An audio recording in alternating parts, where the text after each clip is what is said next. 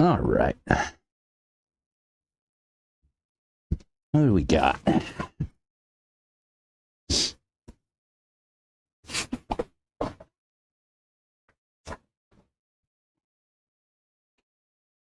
What did I say I was going to do today?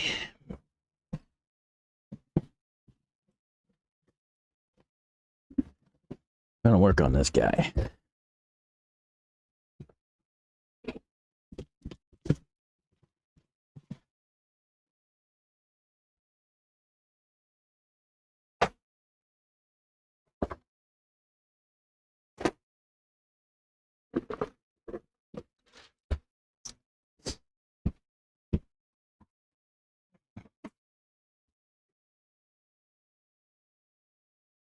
Get a soda.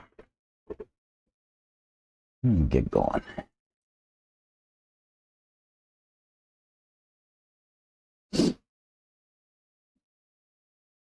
Delicious Dr. B from HEB.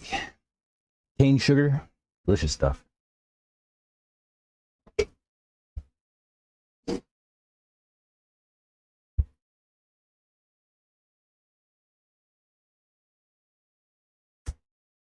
All right. What are we going to do with this thing today? Let's see. We put some shoe goo on yesterday, which has stuck these two shells together. Great.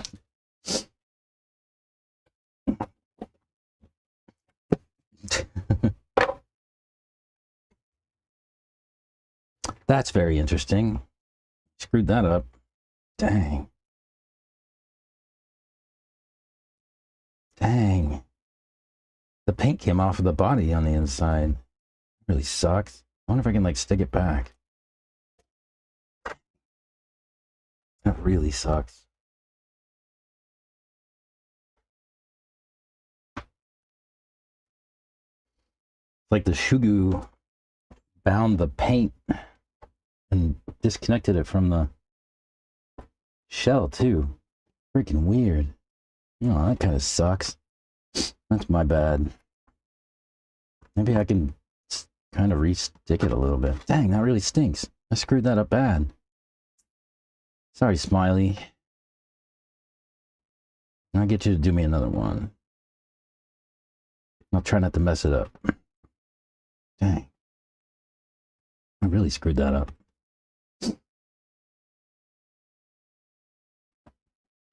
I feel bad. Screwed up my own body. Oh well. Oh well. Shit happens to good people. Oh man, I forgot to bring a roll of paper towels today.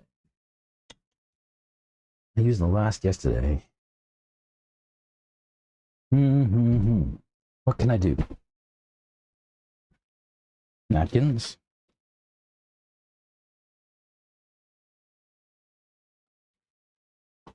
Man, that sucks. I wish I wouldn't have done that.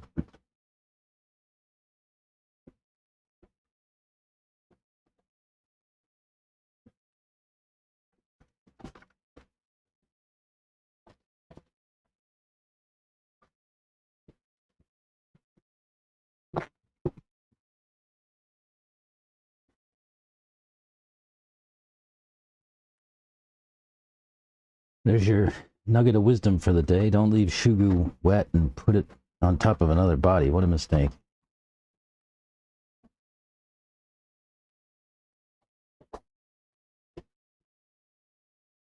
All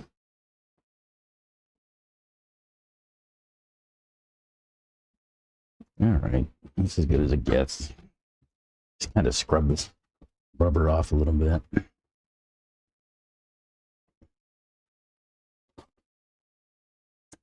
Man, oh well, I'm dumb. Don't be dumb.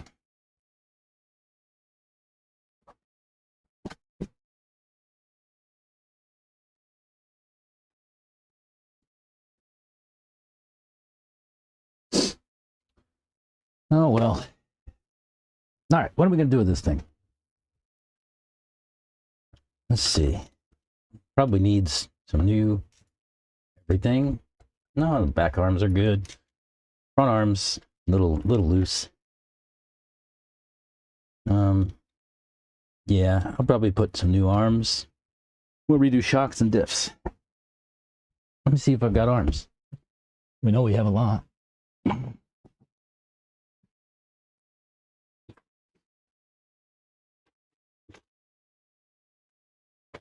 Here's truck, truck. Rears.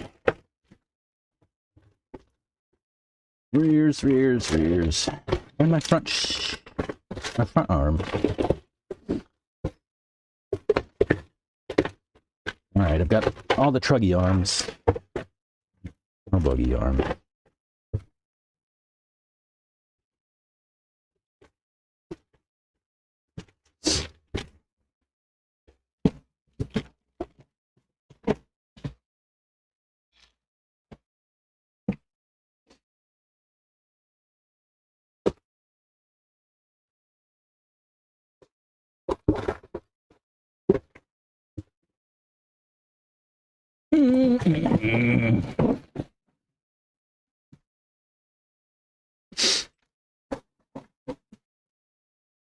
More arms.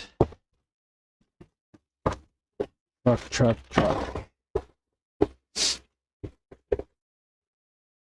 Rear. Well, guess I won't be replacing those arms.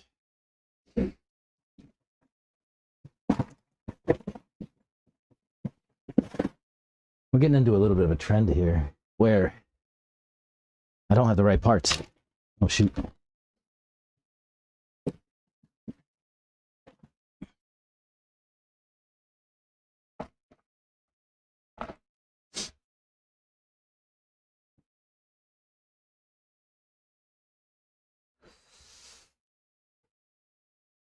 So we won't do arms. I can maybe put a shim in there or something to tighten it up until sometime in the future.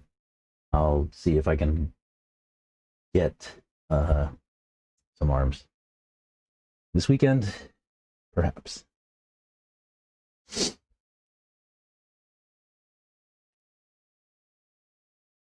All right. So, shocks, diffs. What else?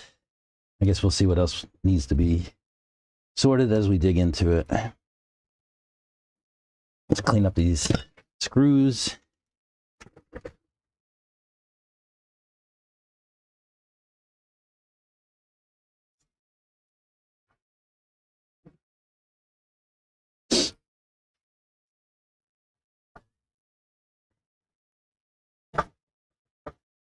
Stubborn dirt.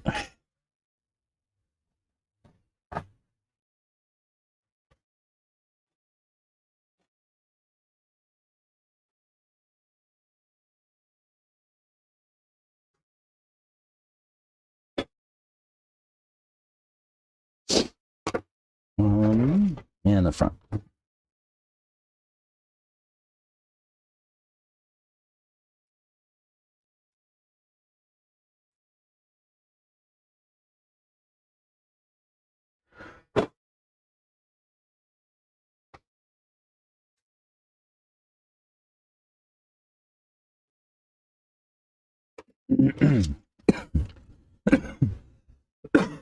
Excuse me.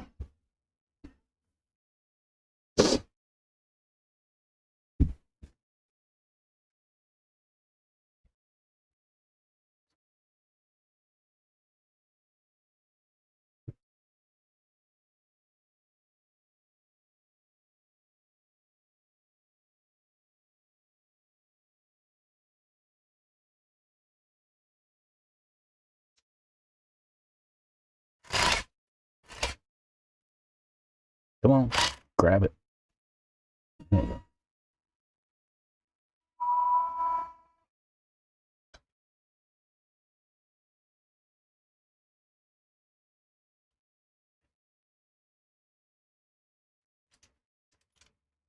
go. Oh.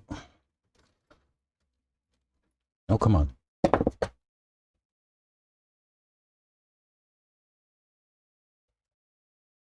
Oh, geez. There we go.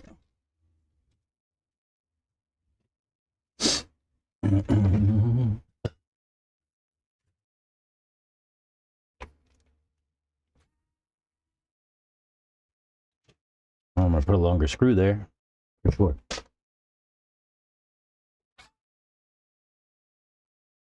There too. Let's go ahead and take the backs off.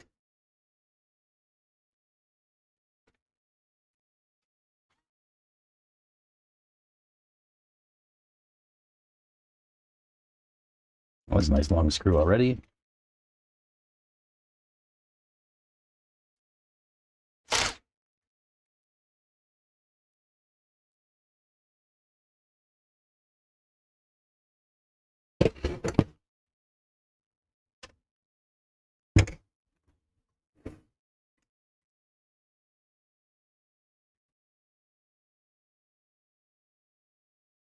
Take these shocks off entirely. Thanks, we'll service those.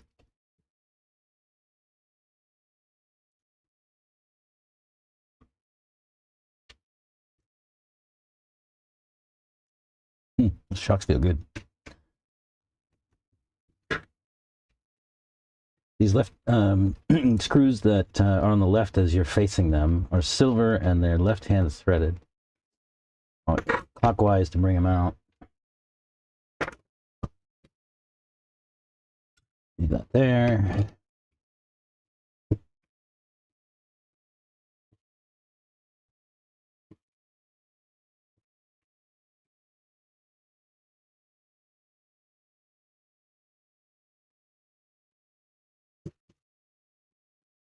Right.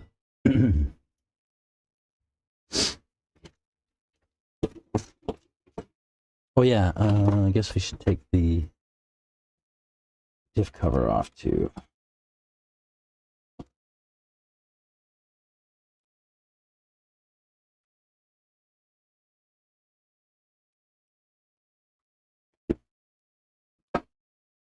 Nice. I'll just pull that diff out. Get that ready.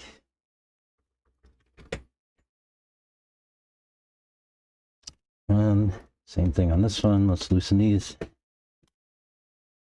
Oh no. I just snapped the end off of that.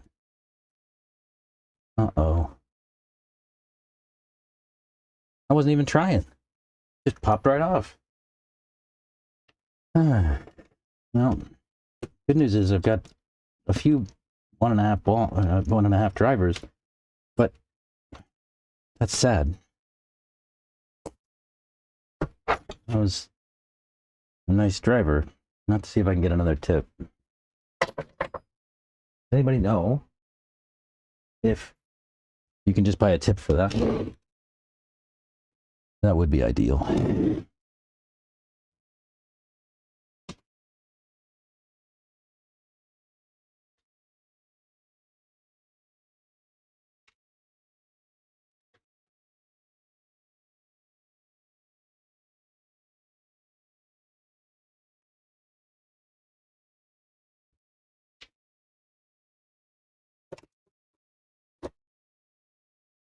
I'm going to do some interesting things on shocks today. Let's go 750.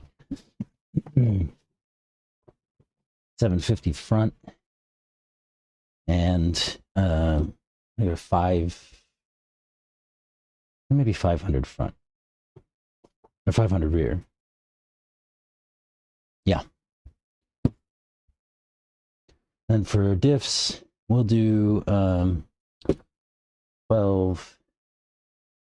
Maybe do 12, 12, 8. Let's try that. Let's try 12, 12, 8. Let's see how that does. Right. I'll get sidetracked. I do this a lot, huh? What do I do with my driver? Oh, I put it back in the rack. Smart guy.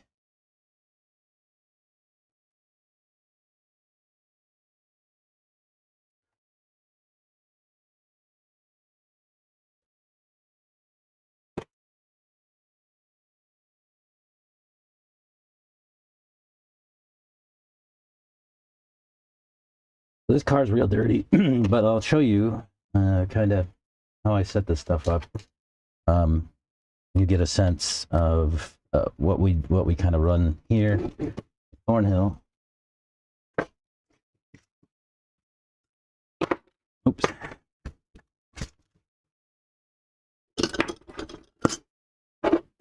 Stay. Tip cover. Right.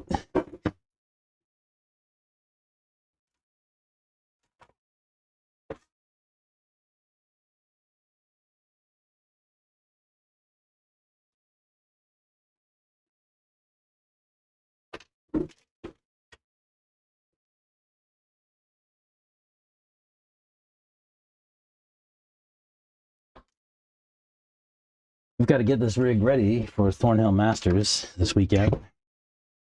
And we're doing a little bit of recovery from the race at Otsified Off-Road Raceway on the weekend.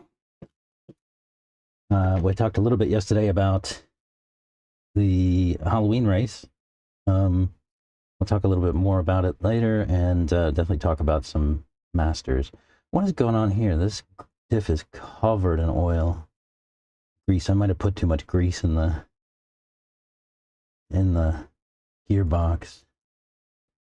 And I can't get this shim off without taking down those high spots. Yeah, man, all my cars need new diff cups, huh?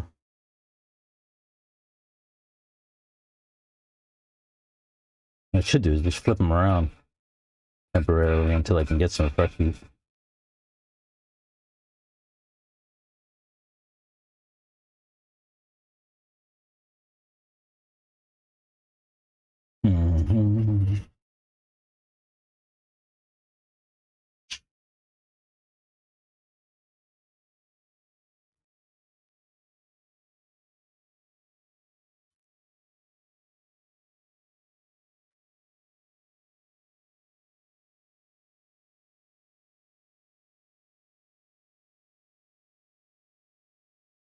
Just knocking down these high spots.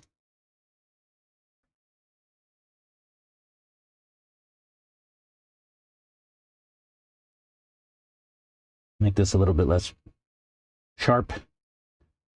Make this one a little bit less sharp.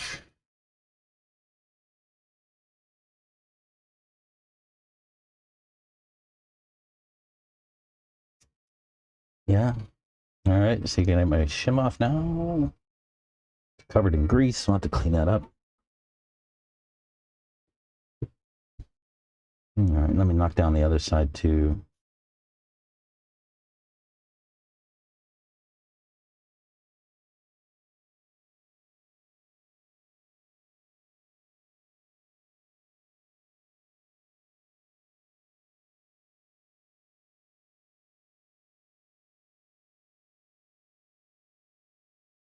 All right.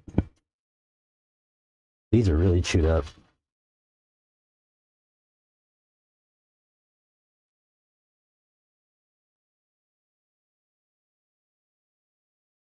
I don't have fresh ones. I have some banged up ones, but they would be better than this.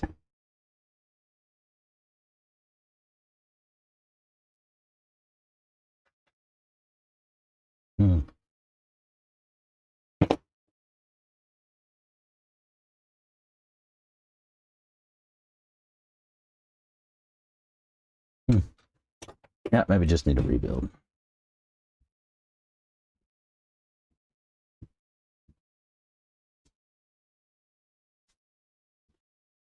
Need a rebuild, and I need to get some cups for these.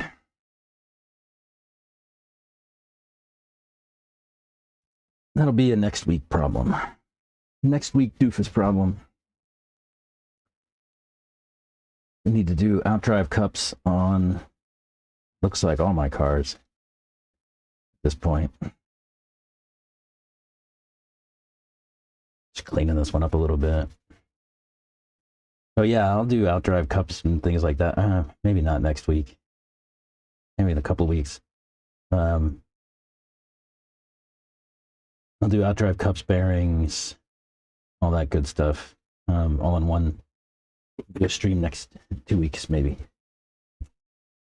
for that. Center diff. We have to take the center diff too, yeah?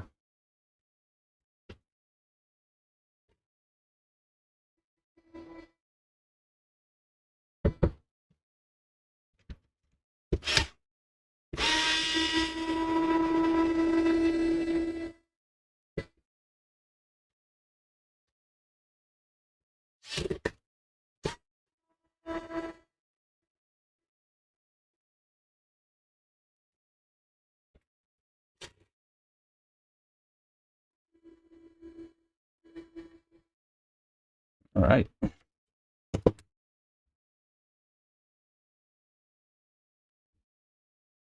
Come on. I should probably clean my car up before I do this, huh? It'd probably be less dirty hands.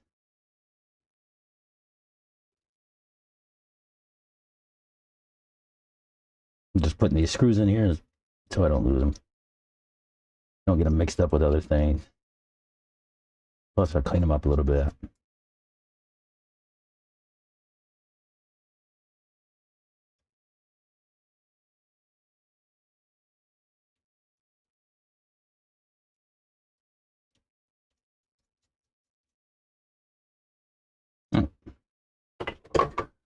You can even clean this carrier up a little bit.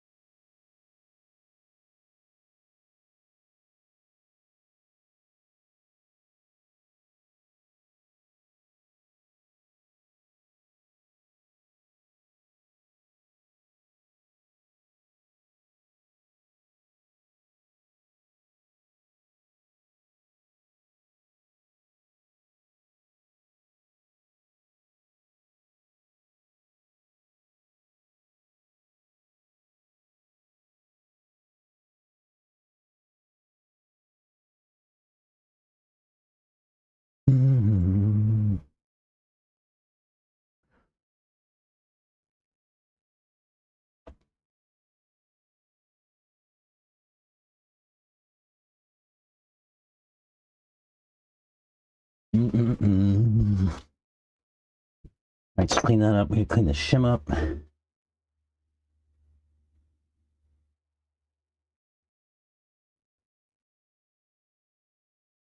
It's in good shape. We can just reuse this. Just need to get cleaned up some. Covered in grease. Just like me. I'll get cleaned up at the end here.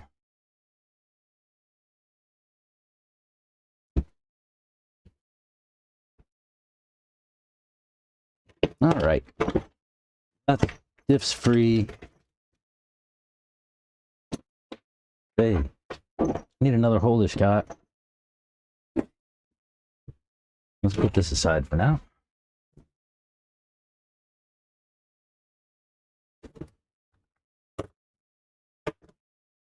Do we remember which one's which?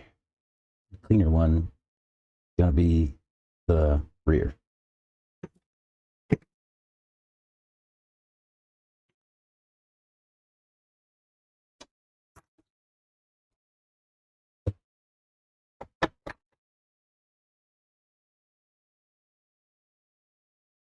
Right on. Let's go. Let me find. I don't have paper towels, but I have a big towel. I can just use that and then clean it up later. Let's try that.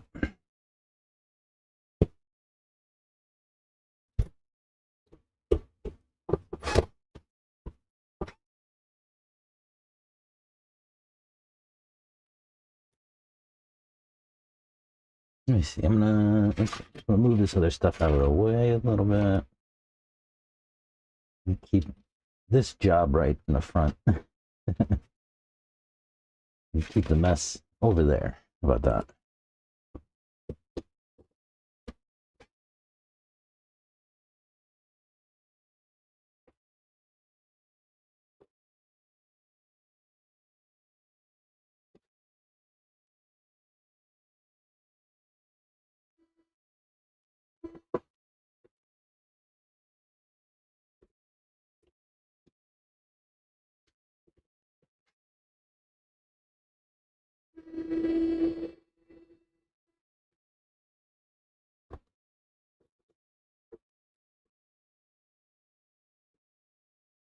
I mean, yeah, that could work. Maybe I should use a straight towel all the time instead of a paper towel or a napkin, rather.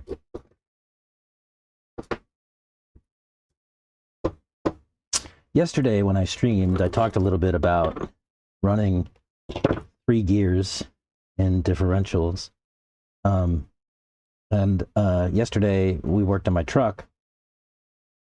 I talked about where I only put 3 gears in the center differential and left 4 in the front and the rears. On this one, on my buggy, I have 3 gears in the center, front, and rear.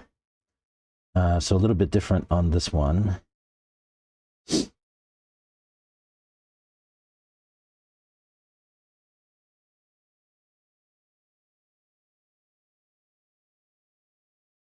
Yeah, that oil is nasty.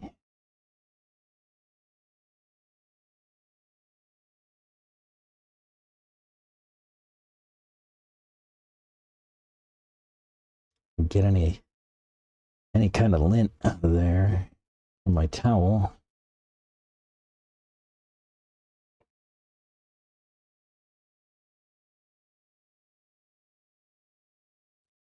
Right? Wonder if lint makes a diff better or worse. If you know, let me know. Does lint improve a differential or make it worse? Fabric lint in your diff. I think, yeah, maybe it'll help bind it up a little bit.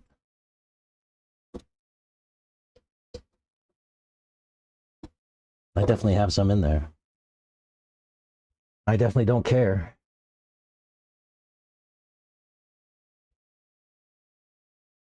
Let's see.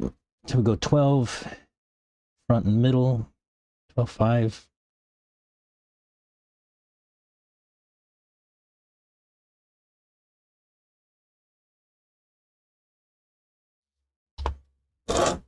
Let that set.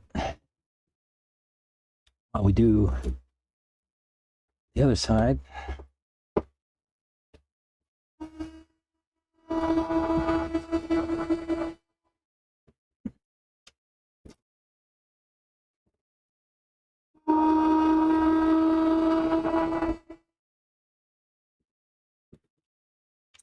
Maybe in the end I'll go and clean up this rig. Tell you what, that screw hole felt a little stripped out. I might wanna, I'll put some glue.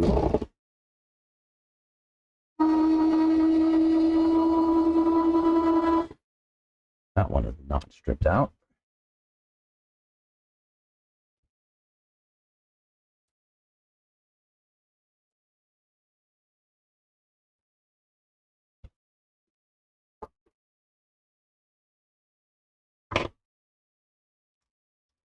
That's 3 gears in this one.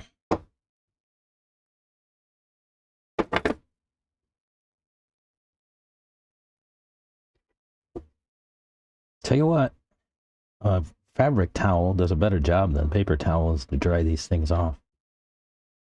I've never actually used a fabric towel before. I always use paper towels or, you know, shop cloth or shop rags, right? The roll, blue roll. Cloth, much more absorbent, it seems. Yeah.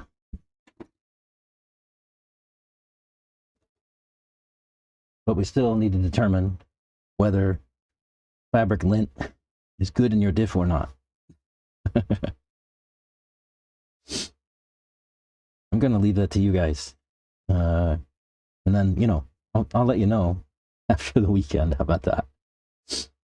After we get a race in with fabric lint, I guess give you some feedback. That's that. So yeah, 3 years in all my diffs. Reason is that it kind of softens the initial power hit that comes in from the driveline. It does that, and it does a couple other things too. It gives you some more room for oil, so you get less fade. Oh wait, this is rear. We want to do 8K in the rear. It gives you less fade in your oil, and the oil breaks down a little bit less quickly.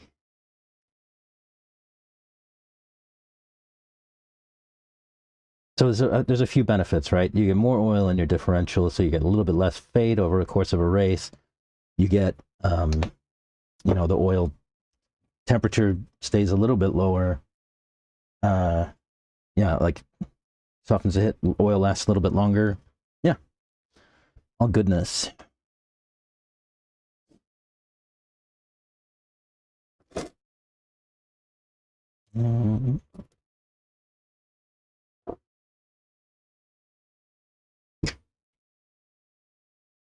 One of these had a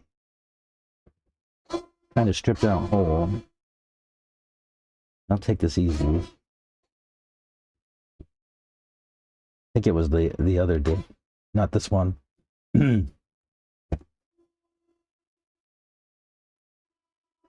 see in a second.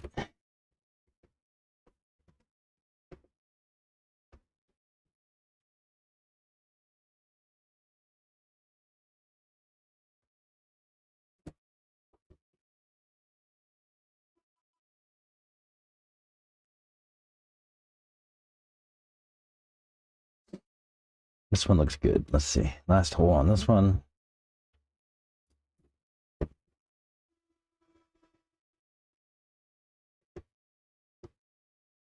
Yeah, these all feel good.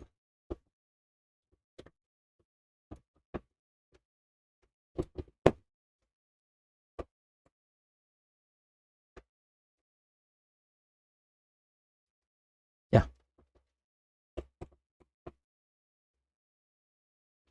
Good. Wait. No, not good. That's completely bound up. It doesn't turn at all. What's wrong? What happens if I loosen it a couple of turns? I bet it frees up, and there's probably something going on here. Yeah, I need a new... Yeah, if I loosen the lid a little bit, it frees back up. It's still bound a bit. What can I do here? Put another gasket?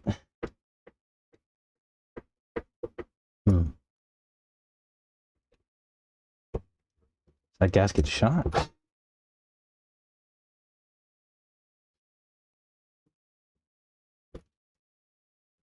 What is going on in this diff?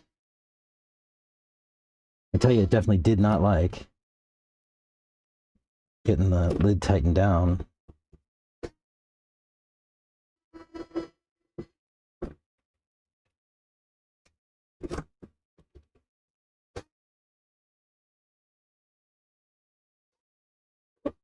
We did something wrong. It feels free with the screws loosened.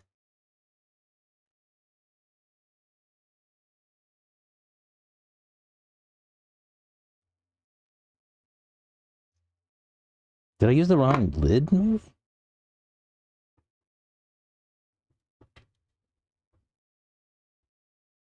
Let's try the other one.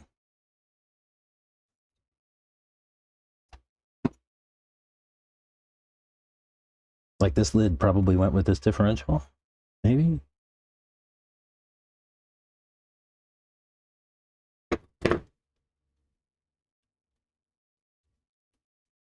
Very strange. See if this one binds up like the other one.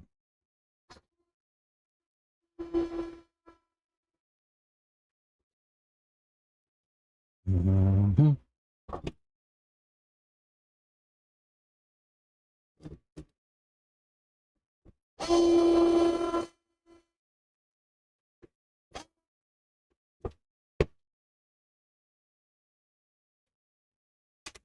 Oopsie.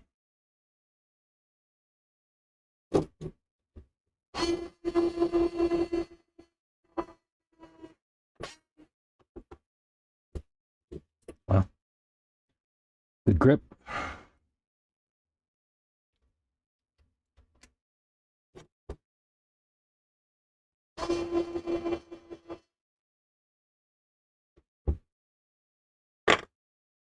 Ah, that's better. Weird. I wonder, like, that lid, like, just burned in with this setup and didn't like to be on the other one? I don't know. So that'll be front. And back.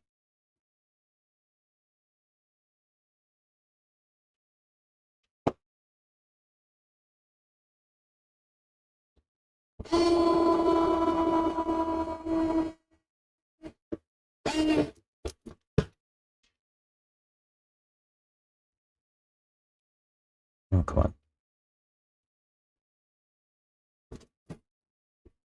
I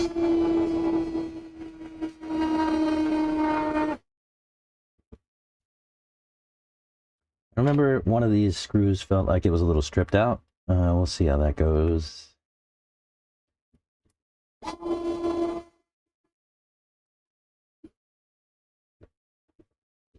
It's not that one.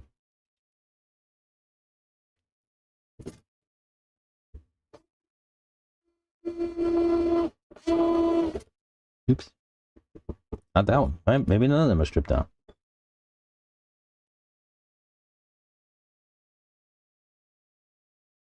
Yeah, that feels good. See how that fabric lint holds up. I actually have a 7K on here, but I put 8 in this one.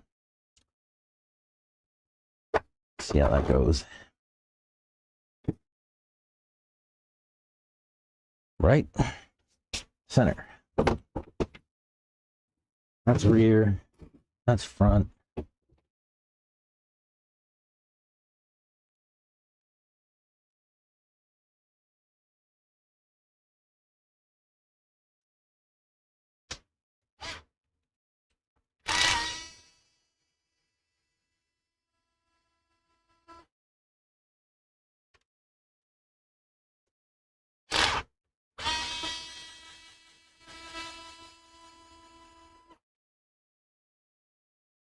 I was talking to a friend the other day, and separately, I saw another person that I went to school with was in Japan. So I talking to a friend the other day, he was telling me that he was visiting Japan soon, and we got to kind of talking about Japan. As I went over there a few years back for work, I went and hung out in Tokyo for about a week and a half. And what a great place. Tokyo, fantastic, man.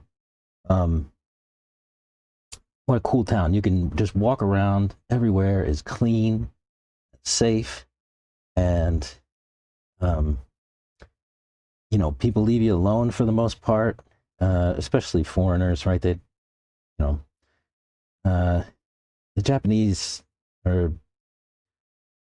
tend to be a little bit suspicious of foreigners, I'll say. They, you know, there's a lot of history in Japan, right? It's a very old country. They kind of built up a structure where, you know, it's very, the society is very homogenous, right? Japanese tend not to mix with other folks, and they tend to treat other Japanese better than foreigners, right? It's just kind of the way it is. Kind of understandable. Part of it is to do with the way the government kind of works and structured, and they kind of set things up such that it would be fairly homogenous. The trouble now is that when they made this big push to make things culturally homogenous, right? All Japanese, and don't have a lot of mixing in with other people and whatnot. What they've kind of created is a situation where they have what they call it the 2025 problem, right? We're in it at the moment. Obviously, it's 2025, but the crux of the problem is that this year, the projection is that people will start retiring faster than there are younger folks to replace them in the workforce.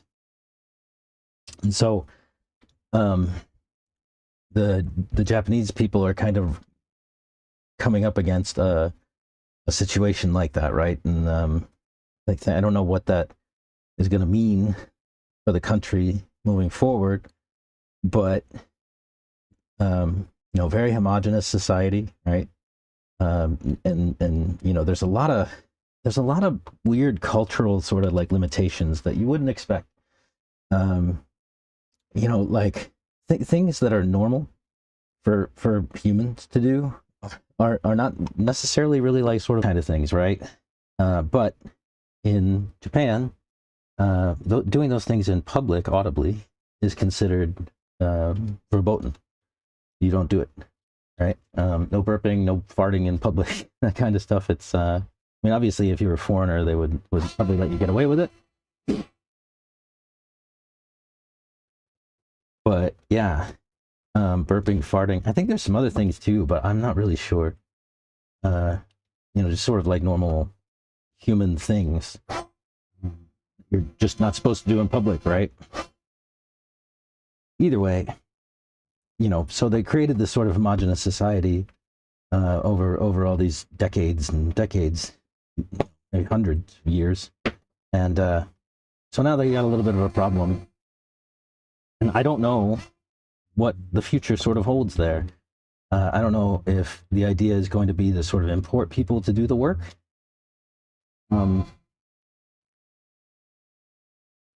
Which seems to be kind of counter to, what the society has been doing over the course of the last 100 years. I don't know. I don't know what's going to happen, to be honest with you.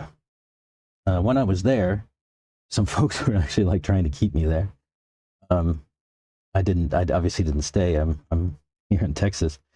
But man, Japan, fantastic place.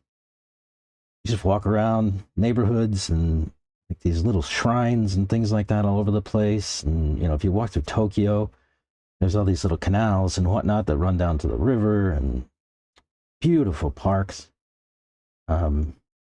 Walked through this one park, and it was kind of like it was once a road or a canal, and so it was really blocks and blocks long. Big park, but it's only maybe 200 yards wide, something like that.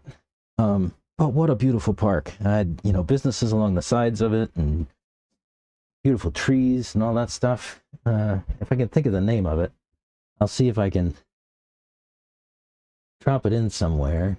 I think I have a sense of what the name of it is. Let me see. Hang on.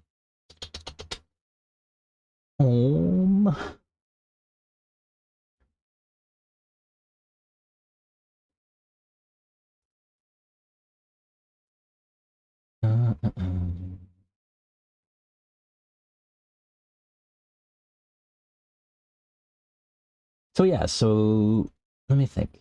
So I was in a place called Suitengu, or Hakosaki, if you're familiar with any kind of Tokyo. Oh, what's the name of the park?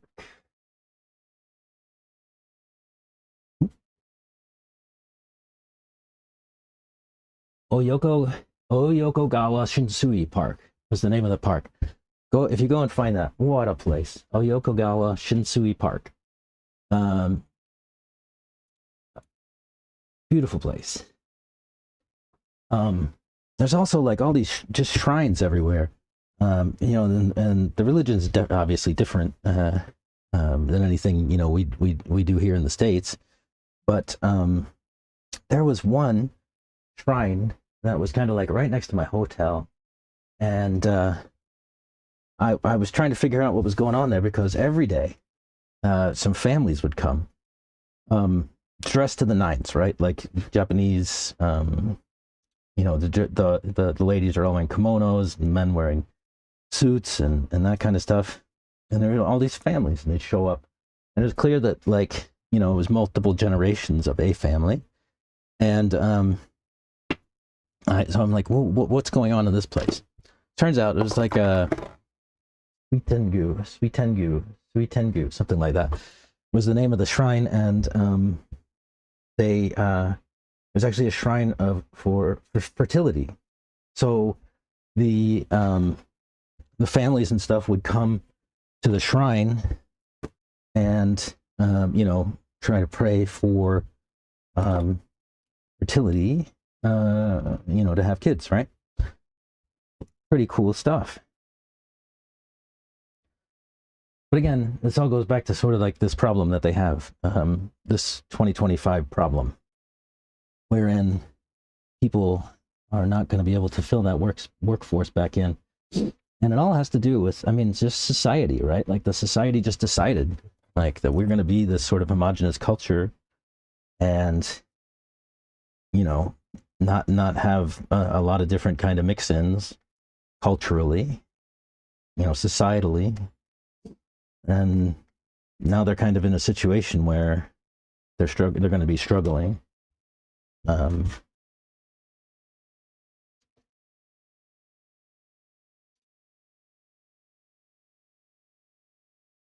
I worry a little bit about some of that stuff kind of happening here in the States. There's seems to be a push for some more homogeneity in the States. And I think that the States do very well when we let people mix in and get different cultures, different things going on. I think that that's the thing that made the United States very successful for a very long time. Take people and ideas from other places, other cultures, and incorporate the best parts of those things. And that's kind of what's created what we have today, right? Where, you know, we've had all these immigrants from all these different countries, and Europe, Italy, Germany, Spain, and on, and we decided to take parts of those cultures and incorporate those things into our own. And it's kind of set us up for where we are today. We'll see. We'll see how things go in the States. It should be interesting.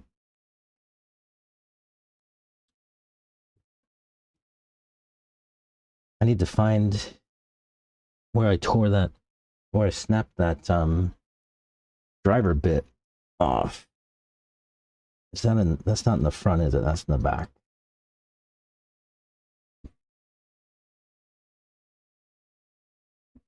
But yeah, Japan, go to Japan. Beautiful, beautiful place.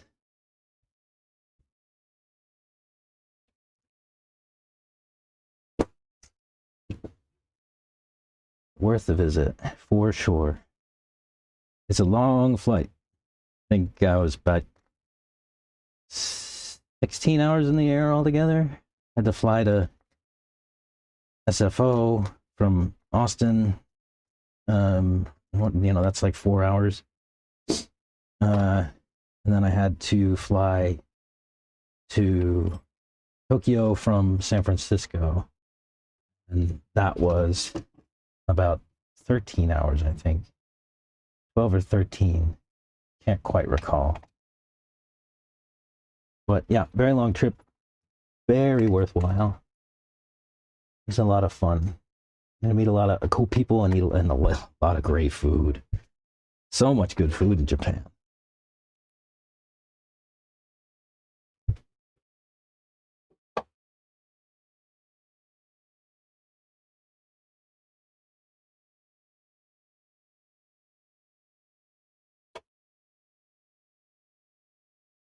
Man, this carrier might be shot.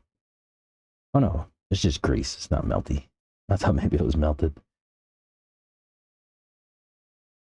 What else did I kind of see and do in Japan? Tokyo Skytree. This is super big tower. I don't remember how tall it is, but it's an antenna tower in the end. It's for television. And there's a shopping mall at the base of it. It's quite near some major shrines too. And I think it was pretty close to like the Asahi Brewery and some other stuff too. So if you can get over to that part of town in Tokyo, I forget the name of it. Great spot. There's a little bit of everything. You could see like New World kind of stuff where, like Skytree, shopping malls and that kind of stuff. And there's all these, very old shrines and buildings and so on. Just beautiful. Let's see.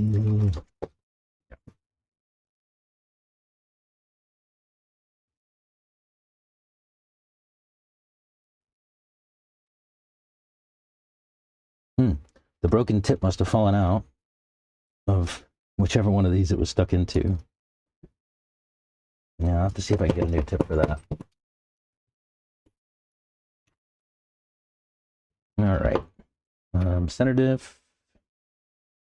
And then we'll have dips done. And we can move on to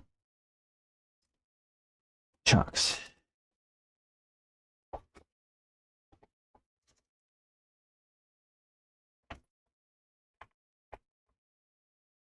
Does that need a shim? Nah. Nope.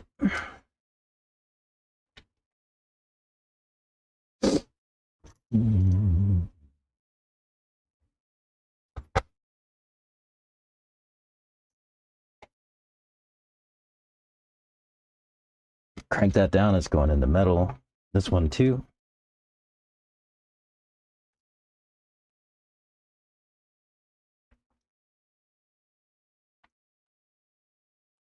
I shouldn't be doing that. That hurts.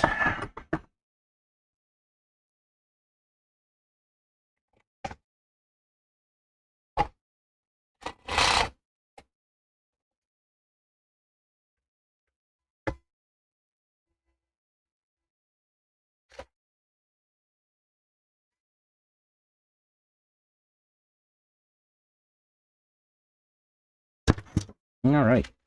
We got diffs in. Does everything turn the right way? Yeah. Looks like it. All right, let's do shots.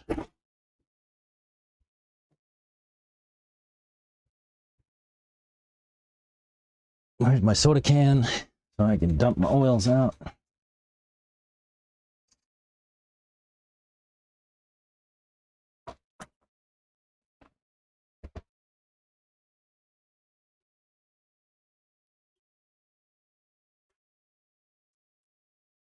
Right. Let's do the fronts first.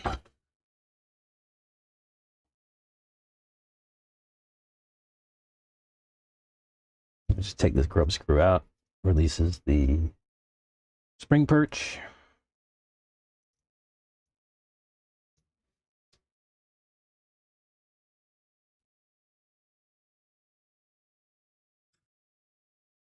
On my front, I run the long Orange springs. Let's see how long these are. These are 82 millimeters, 80 millimeters, something like that. Either way, long springs in the front, and I run short springs in the back.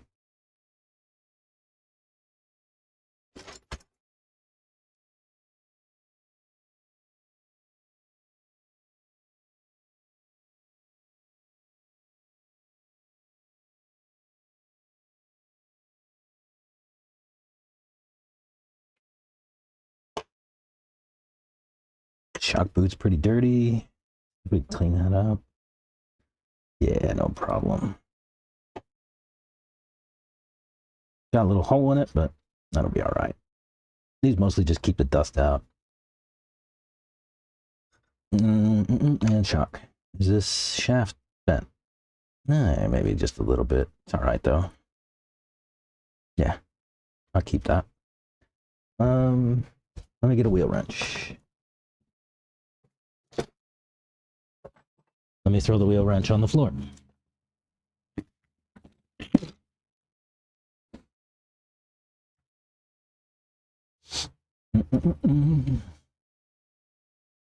Wow, that one's really on there.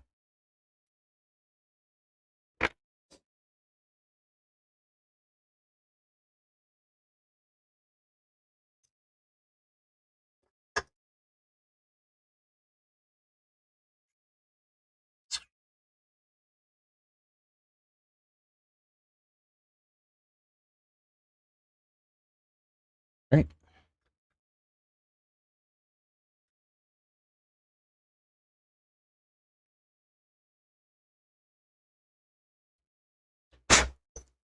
Clean that out.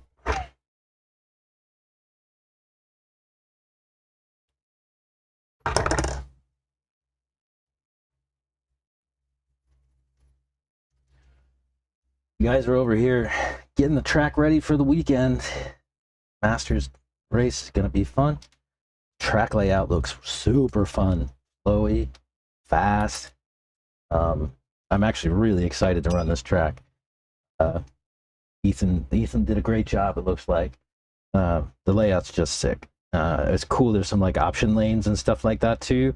So you can kind of run on the inside and there'll be like a bump to throw your car off and make it nervous, or you go on the outside, maybe it's a little bit faster because it's flat.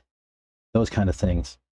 So there's some option lanes inside of the lanes themselves, which is pretty cool. Should make for some interesting races. And there's a set of whoops that it looks like it's going to be challenging and will probably make a race or two, is my guess. I'm saying it now. The whoops are going to cause some drama. That's my prediction. The whoops will cause some drama.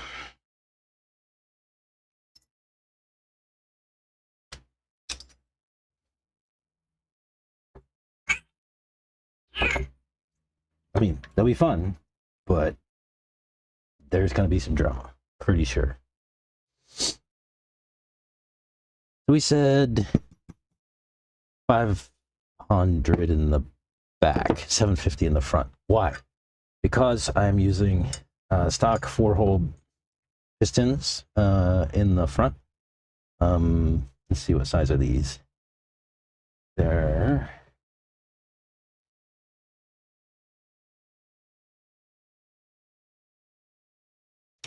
looks like 1.5, 1.6. So 4-hole, 1.5, 1.6.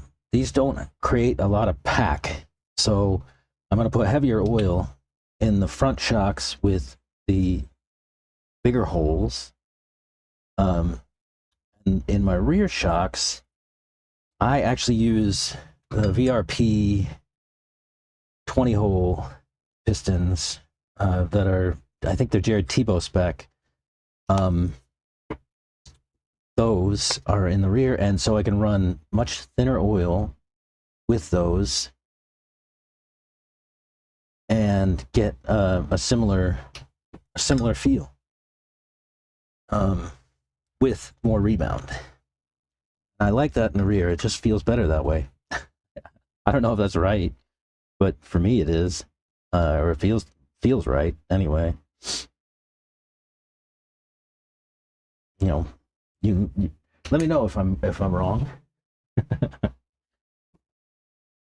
But yeah, 20. So the 20-hole T-bow pistons in the rear, I'll kind of show you those as we get into them. And those 4-hole stock ones in the front. It's 2 up. 1.5. So I need to clean that little hole out. Yeah, I'll clean this car up after all this. Get some of this dirt off. Probably should have done before, but oh well. Zach, if you're watching, this is making you cringe, I'm sure.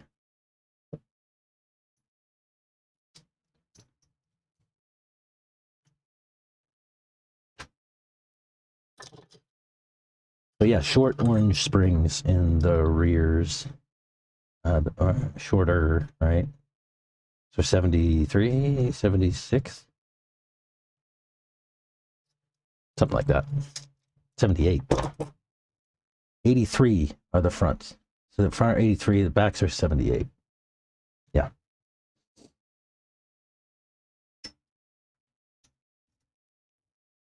I'm giving away all of the Thornhill setup tips today, you see. Those are rear. Let me put that here.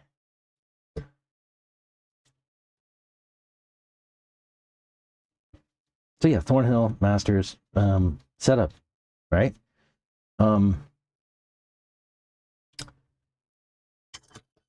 For us techno folks, this is a EB48 2.2.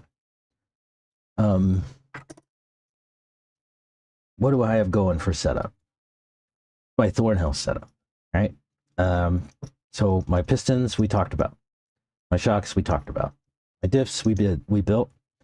Those were what we do, 12, 12, 8 on the diffs, 12, 5, 12, 5, 8 rear. The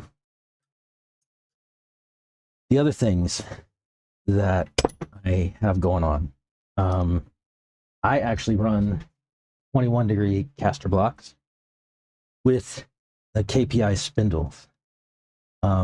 Most of the guys around here, if they're running the KPI spindles, they are also running 18-degree caster blocks. I'm not one of them. I run the 21-degree caster blocks with the KPI spindles. I just like the feel of it better. I like a lazy car, not reactive, and I like to drive pretty smooth. So for me, 21-degree caster blocks with the KPI spindles is kind of the sweet spot. Yeah. And for plates, I think these are H plates. These carbon fiber plates here on the end, I think these are H plates. Let's see, they have, how many notches do they have? 2 notches on the inside. Let me figure that out real quick.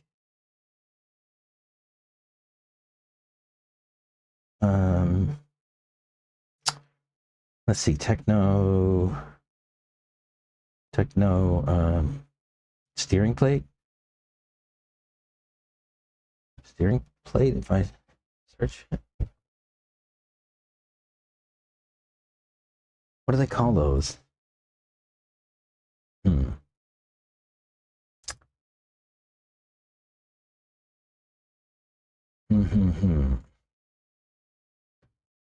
Let's see.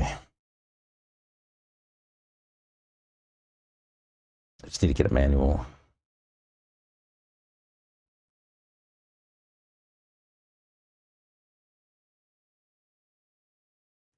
Just so I can get the part number, and then I can get the description from the website from there.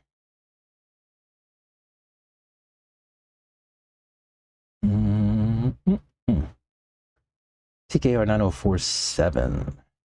Or 9047.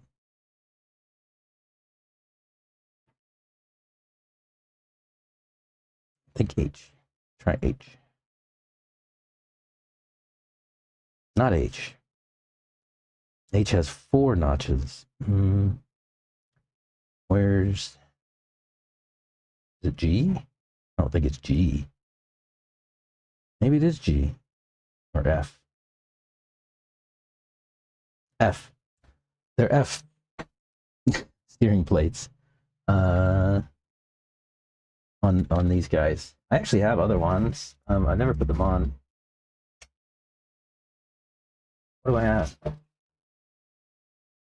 These are, I've heard good things about these two, right? These are E plates. No, that won't help. No, I thought I had F. I thought I had G or H plates. Let's see if I can find them. Anyway.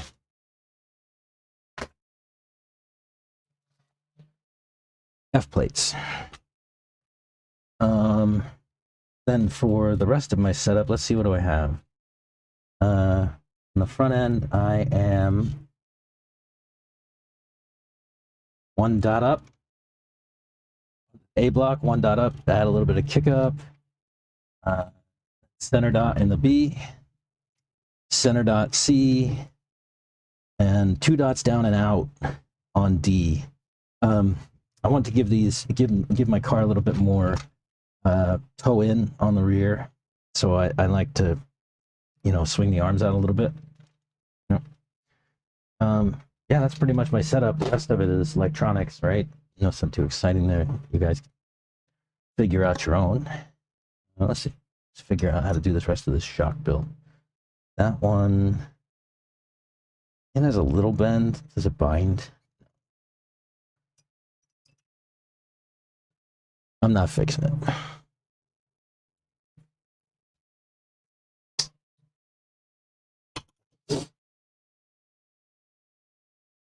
Like I said, these rear shocks have the VRP 20-hole pistons. And use the red valve, rebound valve, I think. Let me look. We can look together. Yeah. So red rebound valve. If you're not familiar with these pistons, they're interesting. So these are 20-hole pistons. Like I said, Jared Tebow spec. Let me clean them out a little bit so you can see. It's not a napkin.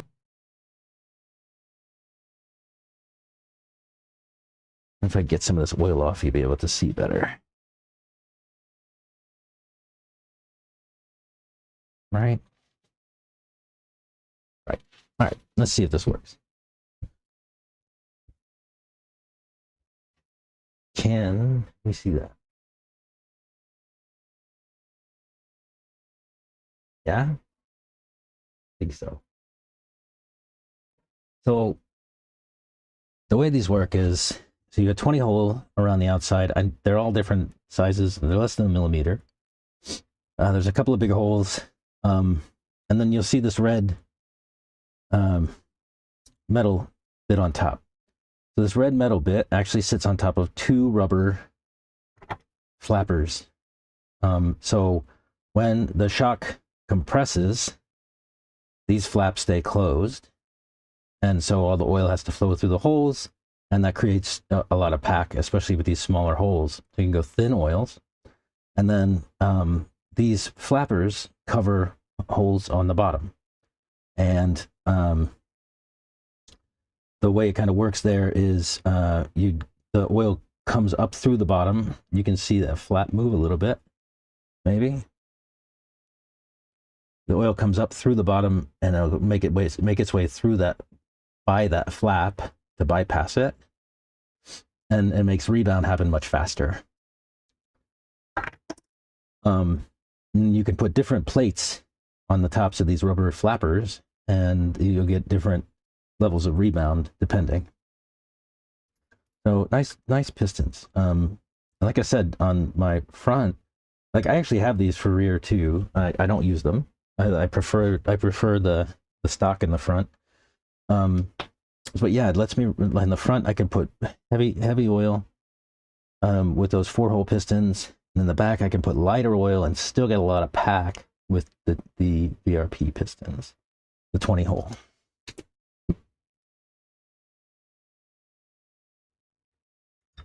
Can I pump both of these to get the air out of the bottom?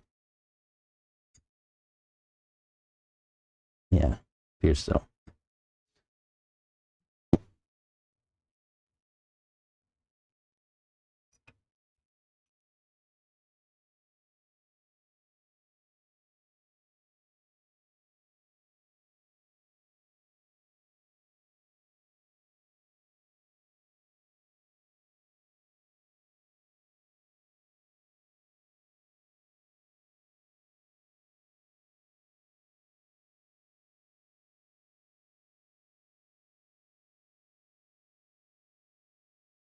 Mm-hmm.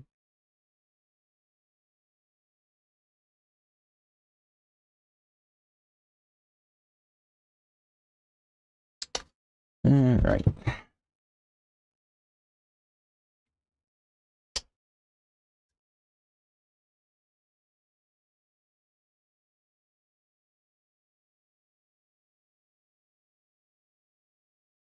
And that thing's in there. Oh, gross.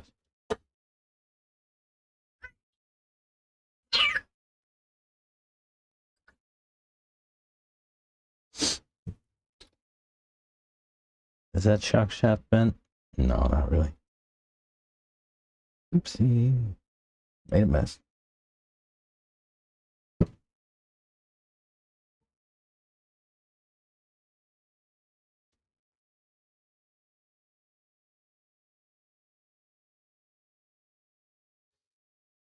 All right.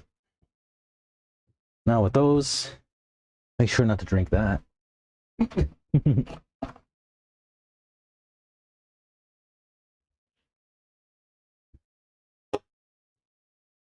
Now we can do the front. Put them back together.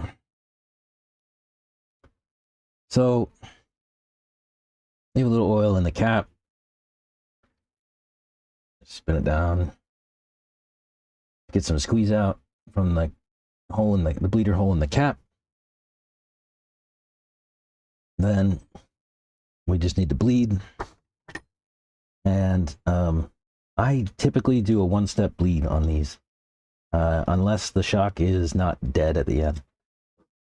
If you see me do shocks before, you'll know how I do it. But for me, it amounts to this, right? So give your shock a good squeeze, and as you're squeezing it, back off the bleeder screw, and you'll see the oil and air start to slip by the bleeder screw. That's what we want. And my fingers coming together, coming together, coming together. There's the big push as the screw lets go, and then I drop the wrench.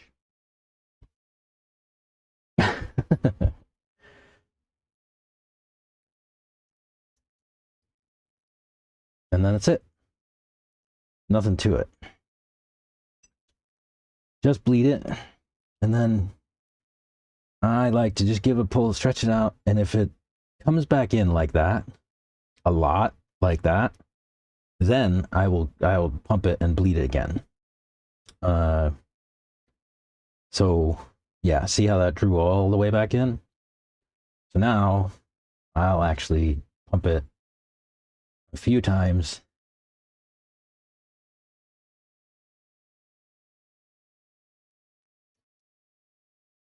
And bleed it again. And that's pressing in on the bottom of the shock shaft. A little bit more oil squeezed out. And so now when I draw it back, does it stay pretty well dead?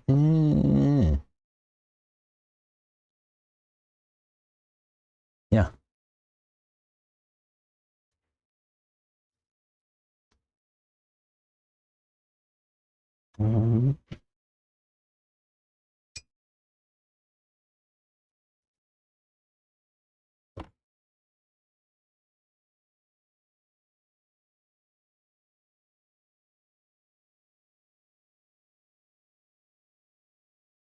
Nice.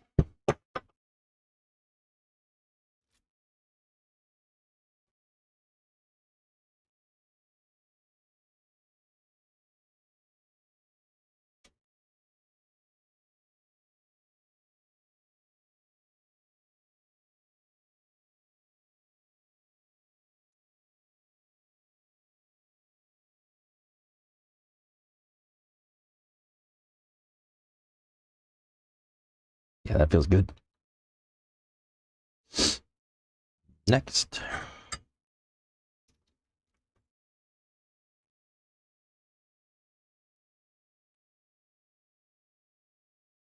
Uh-oh. Losing light. Oh, that's... Do you know something? It helps when you put your cap on all the way. Shh. No.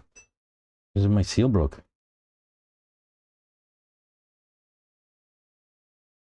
Like... Hmm? Yeah, see, there's a little oil come out there. Let me put a new ring in this.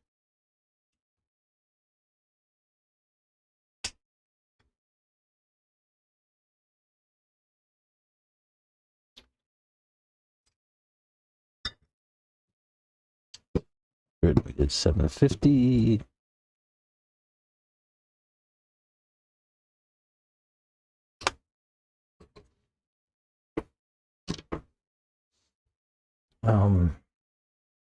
What do we need? We need an O-ring.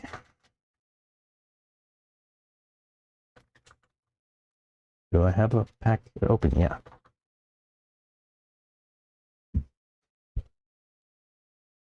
Think this is the right one. Let's see. Yeah.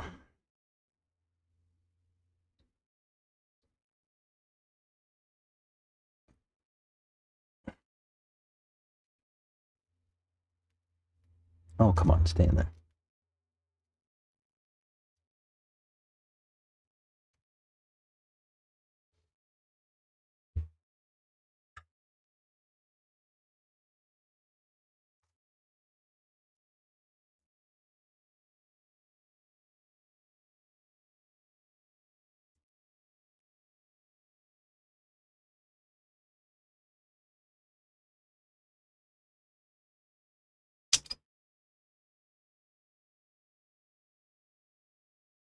That's better.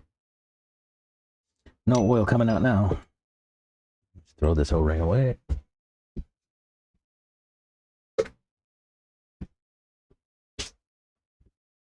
No, just bleed it.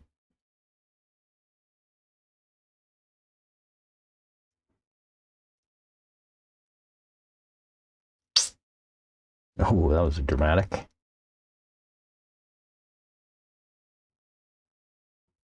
Don't over tighten those screws. We'll strip out the cap. Then you need new shot caps, and those are expensive. All right.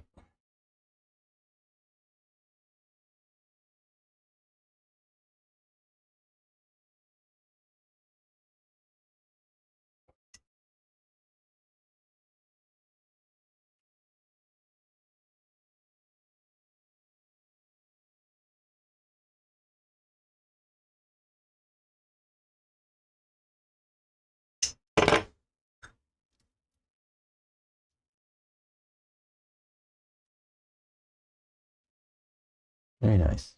Did I? Yeah, I did. Crank that one down. Good.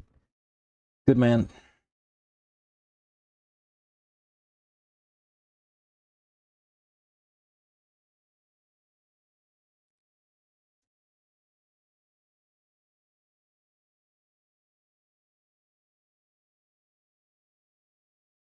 Those are fronts.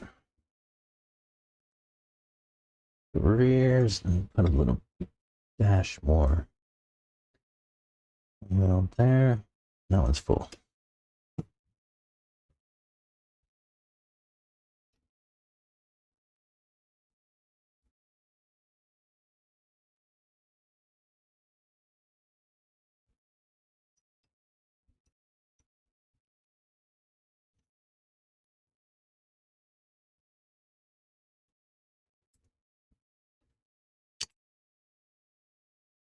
All right, and then delete it.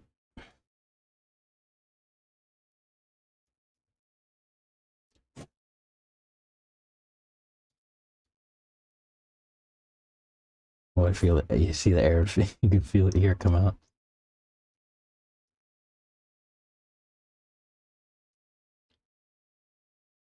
Nice.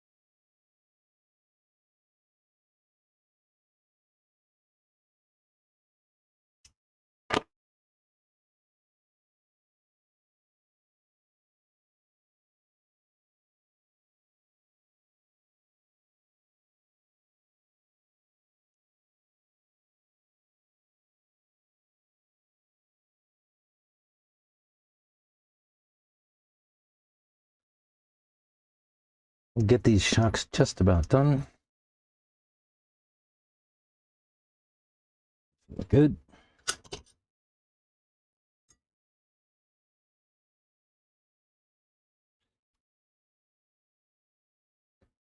That last one was a good demonstration as to why we do these kind of things, right? You take stuff apart, put it back together, you find problems. I wouldn't have known that that O-ring was blown out if I did not open that thing up and mess with it.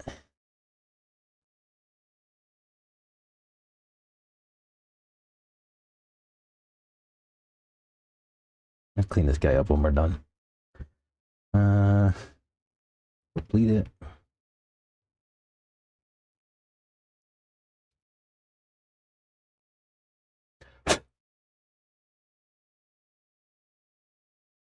That was really stiff.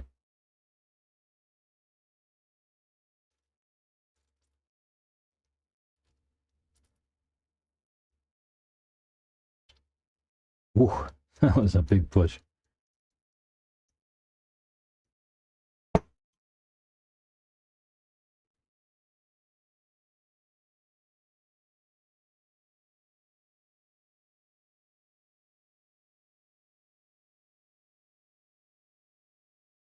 Oil just picks dirt right up, doesn't it? In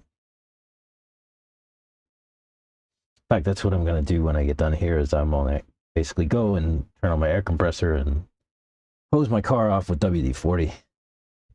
Then spray it all off and wipe it down. And it'll look like brand new.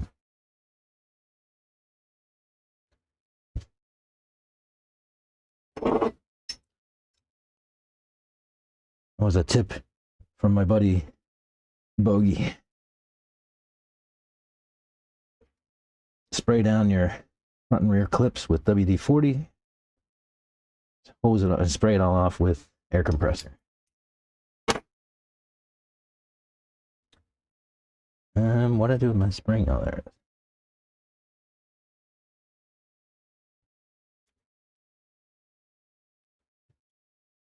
So I'll get these back together, get them back on the car. I'll take a little bit of a break, and then we'll jump into another rig because this one looks like it's pretty close to good to go for the weekend. Yesterday we did my truggy. Today we did oils and gave my buggy a once over. I'll follow that up probably with the same thing for my nitro truck. We'll probably do that next. Like I said, I put long springs in the front. I wonder if I've got another bushing for this shock cap, because this one has clearly seen better days. Oh yeah, it's only half of a bushing. Let me see what I can find.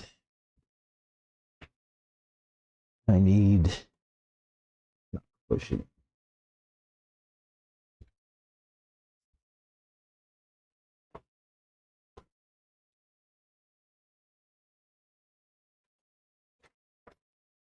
Do I have one?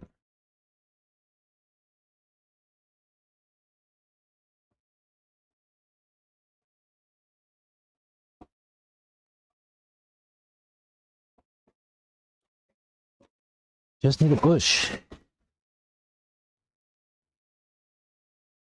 Oh, here's no one off another car. Oh, that one's pretty beat up. Here's a fresher one.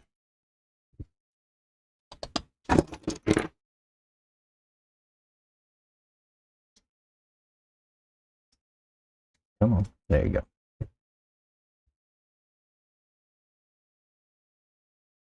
All right.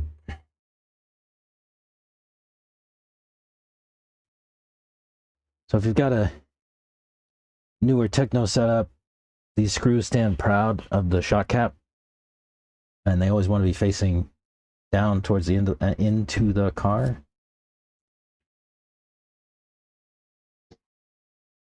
We talked about setup stuff earlier, but I didn't talk about my shock configuration. I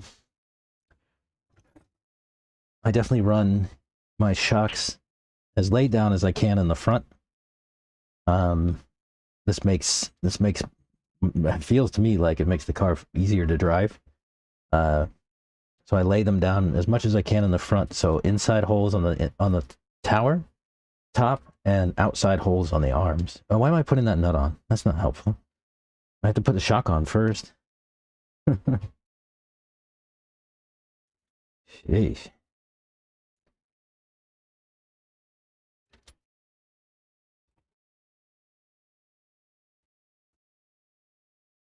Yeah. No. Right. So shock's laid down in the front, inside hole on the tower, outside hole on the arm.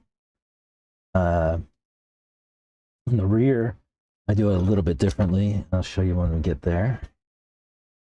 We need a black screw and a silver screw, right-handed and left-handed thread. The black one's right-handed. It goes on the right when you're looking at the car.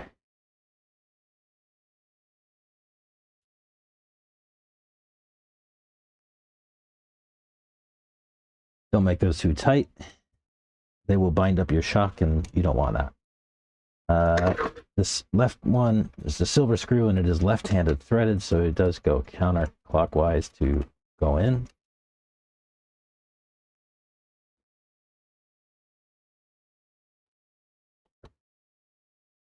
Yeah, just snug these. Don't go crazy. Yeah, feels good. Okay. And then for the rear, I'll show you what I do. Let's go this way.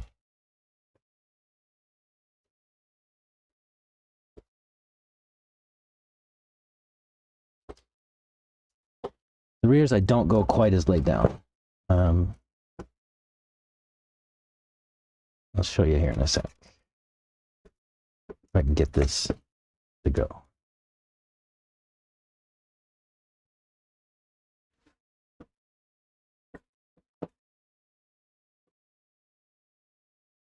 So outside hole on the arm is where I'm at in the back, and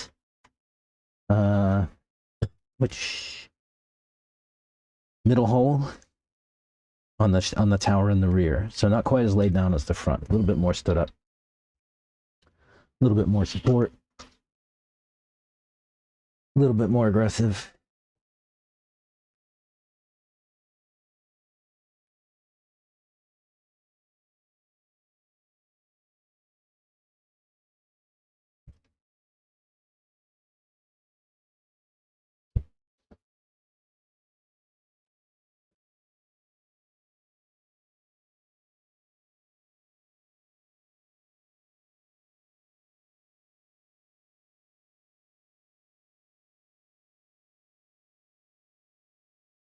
And last but not least, in this car, we're pretty well back together. I had to put some more screws in the gearboxes and stuff like that, because I took all those out and I haven't put them back yet. I've made that mistake before. taking all that stuff apart, forgot to put it back, then put the car on the track for a race. Did not go well.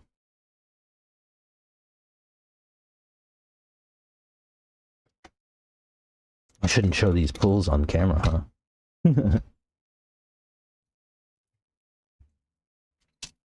I didn't even realize. See if you can figure out that one. This screw.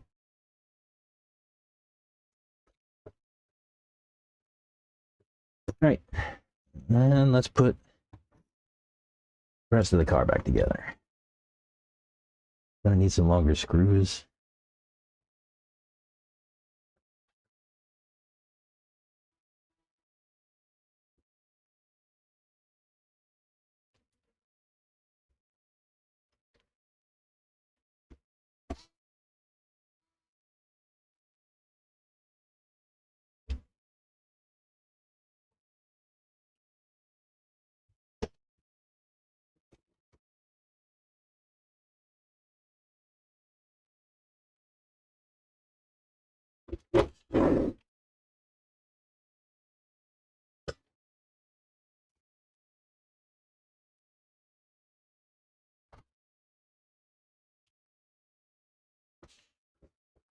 Let me find some longer screws to replace these.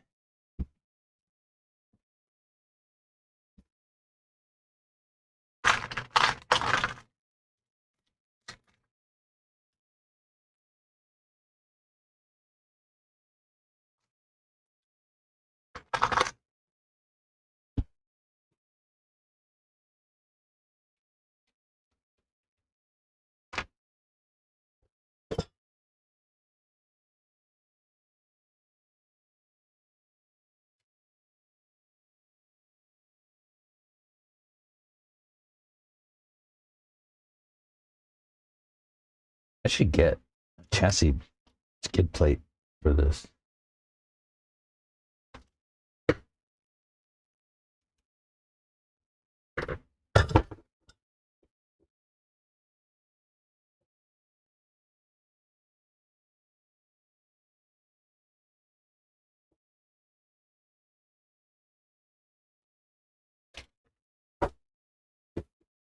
Oh yeah.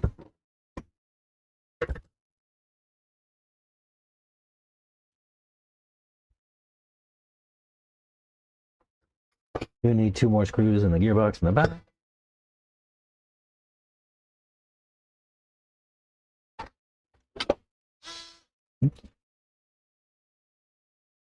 And I forgot that I took the bumper screw out the front.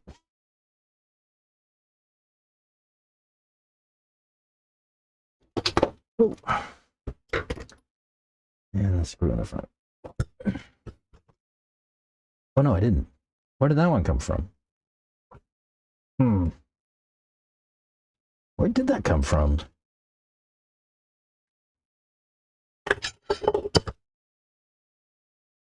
Was that just in part of my pile?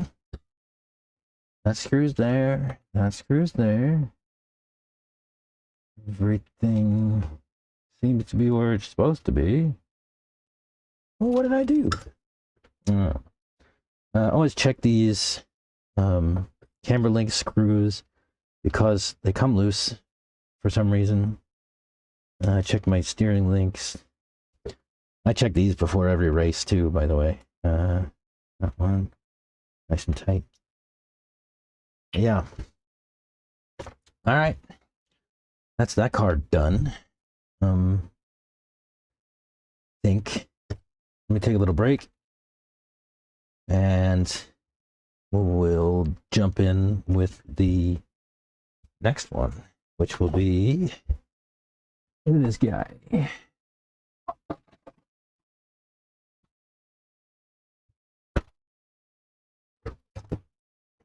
Go ahead and take the wheels off.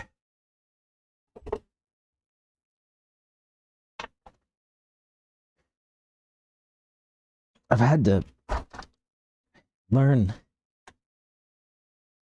to take wheels off.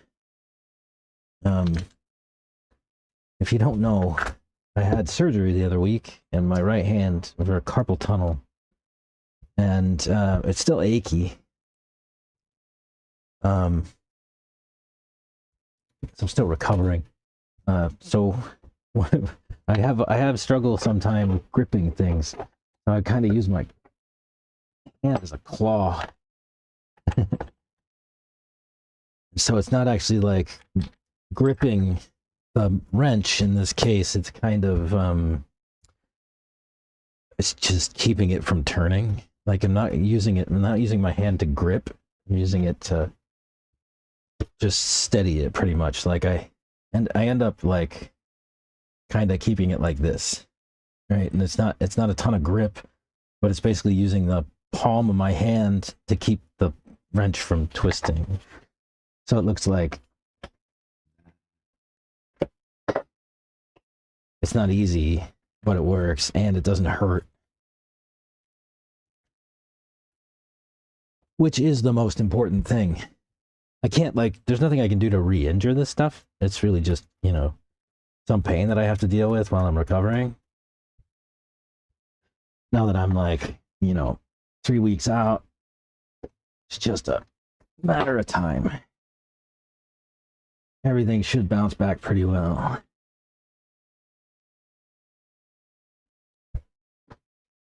Alrighty. Let me take a little break, and we'll get to work on this guy. Break.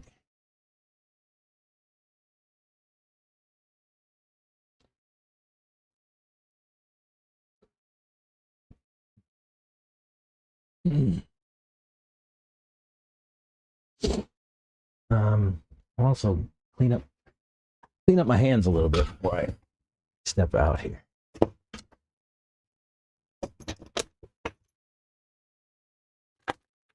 I need to make some more cleaning solution. This is just rubbing alcohol and water. Too exciting.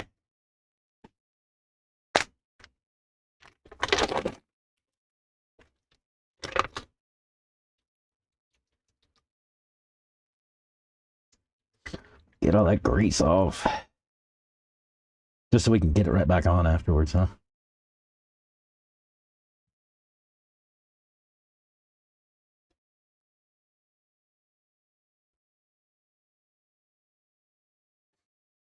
So that's kind of the aftermath of carpal tunnel with some grease. Let me see if I can get that off for you. Not too gory, not too bad. Couple weeks of pain and soreness, but things are coming back pretty well. I'm losing, like, I used to have tingling and pain in my fingertips, numbness, and all kind of stuff, and all that stuff's coming back, which is awesome. The thing that's kind of weird is sometimes I get into like hot or cold water, and I guess like my brain, it doesn't recognize signals from nerves because they haven't been there for a while. And so sometimes when I stick my hand in hot or cold water, it's like a shock. It's really strange. It's like electrical, like, yeah, and I have to pull my hand back out of it. But then it kind of gets better as I leave my hand in the water. Like my brain relearns how to wire things. Let's make some more cleaning solution real quick. Like I said, this is just water and rubbing alcohol.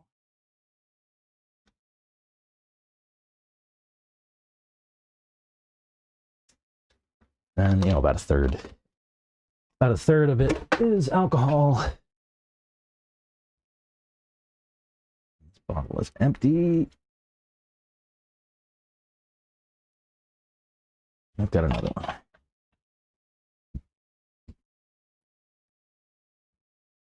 This is 99% or 91%.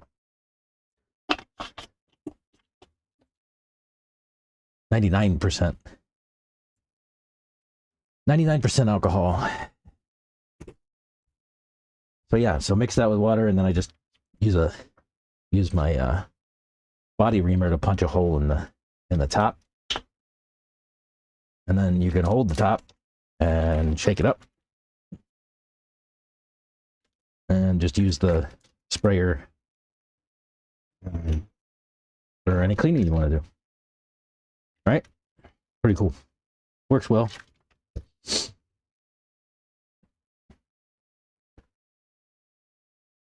Like, oh look, the the ink is coming off onto my hands. That won't do. Alcohol is the solvent. Look, my hands are blue from the ink.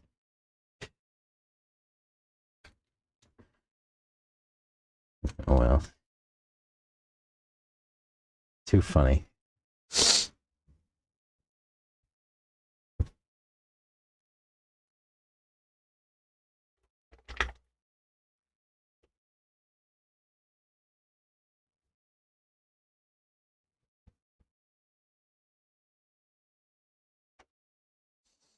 All right.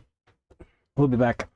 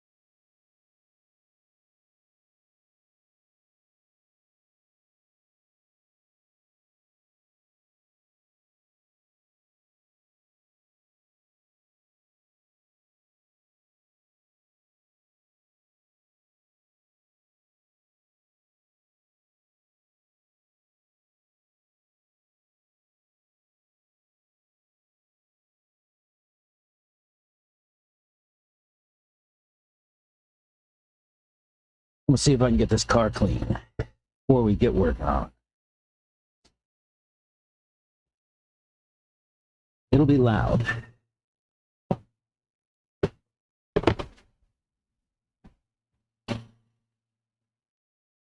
Beautiful day out.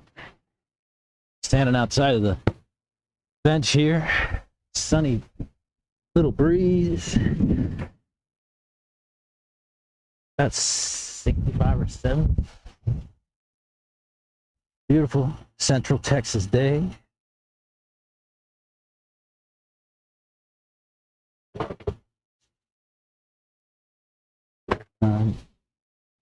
Make a giant mess.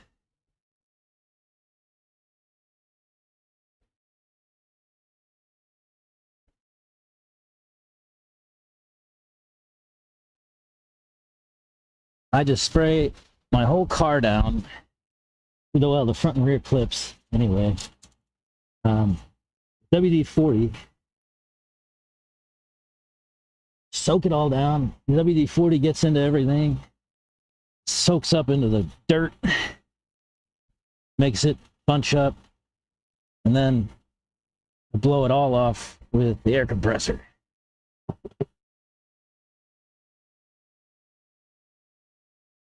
And then I'll wipe it down with a towel. I like to get WD-40 in everything, in all the joints, all the works. And I'll spray it all out. All the dirt goes with it.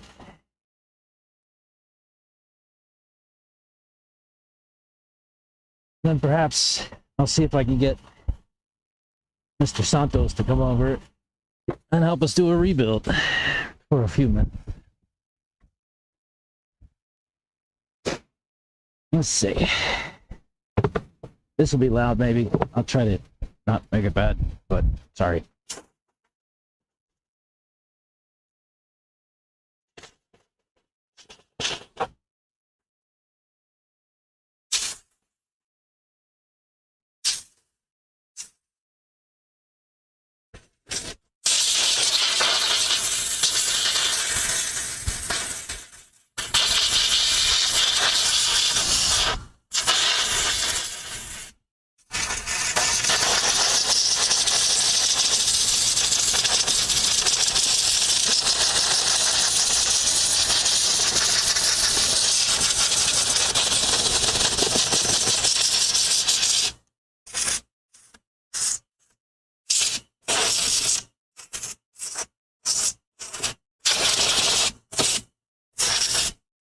If you saw what it looked like before, you'll see the difference when I'm done.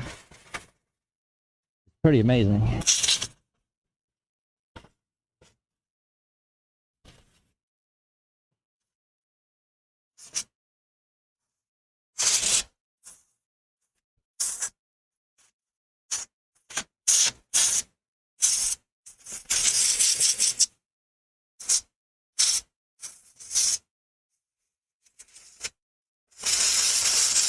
Should get a camera out here.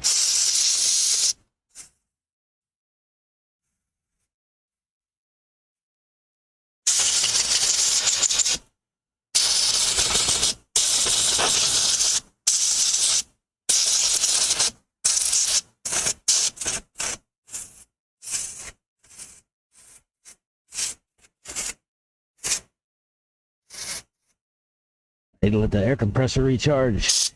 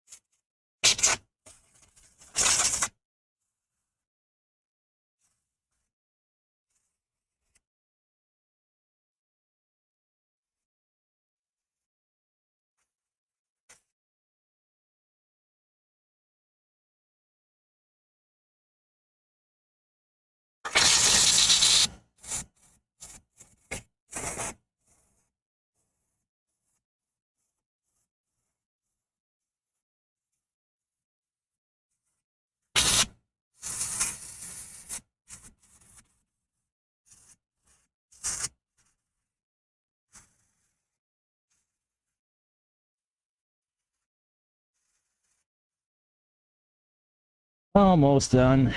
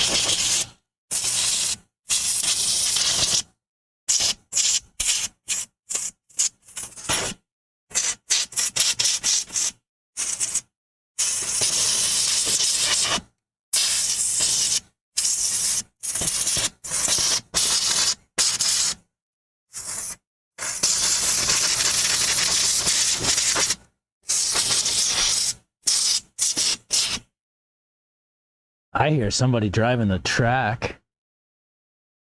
Ooh. That's one of the guys that works here. We're not allowed to run the track till Friday.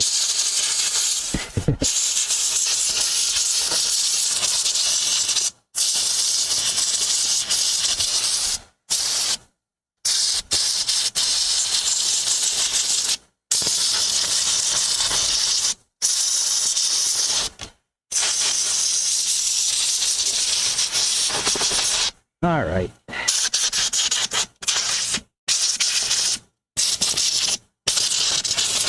think that's as good as that gets on the air compressor. And I'll towel it off the rest of the way.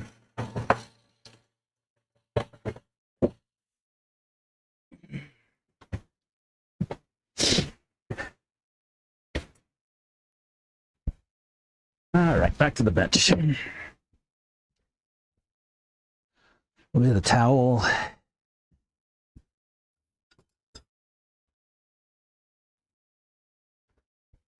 We got this pretty clean. Some leftover spots where I didn't quite do a great job, but pretty good. Show you in a sec.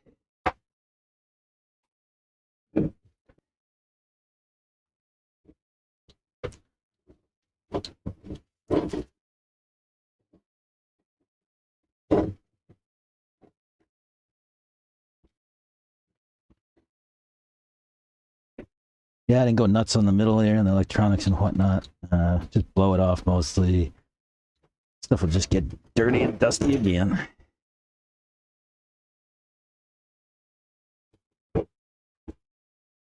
These nitros get dirty, man. With the oil coming out of the exhaust, cakes all onto the side of the body and cakes all onto the rear arm, and the mud cakes all up on there, and by the end of the race, you got a half a pound of dirt just hanging on your car with oil. It's kind of funny. But it makes cleaning a little bit of a chore.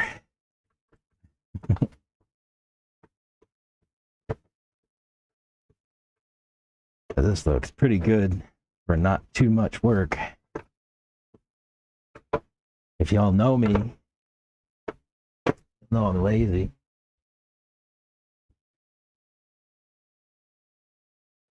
I don't do things unless they need to be done.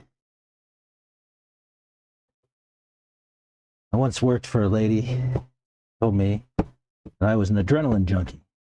I needed there to be a fire for me to be moving. And not really wrong.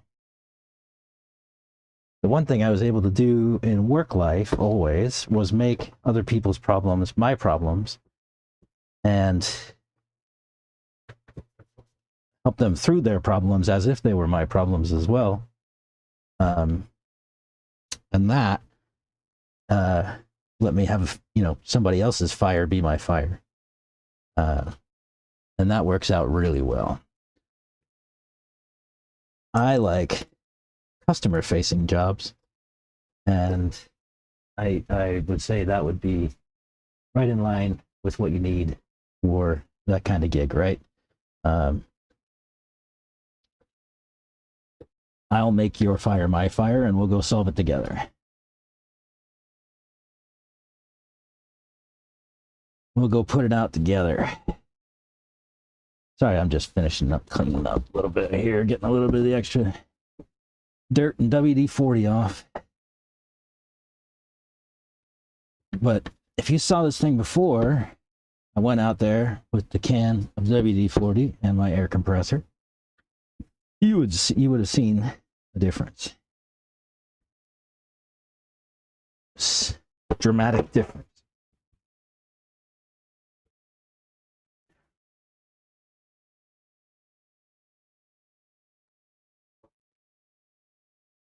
Doesn't take a ton of work. You just kind of wipe things down and get them less greasy. I'll show you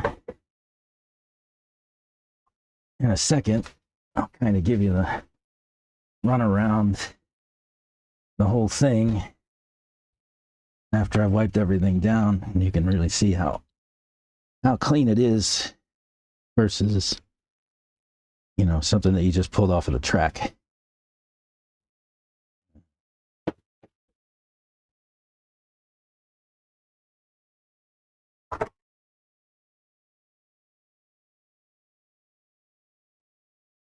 Like I said, nothing fancy, just WD-40 and an air hose.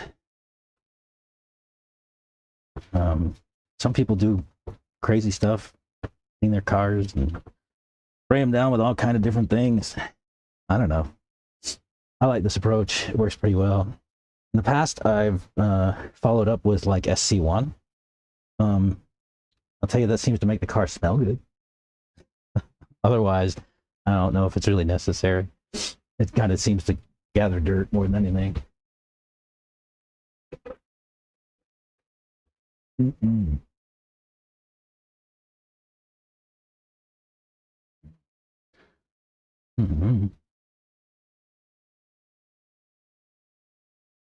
Forgot to remove the pinned brake message.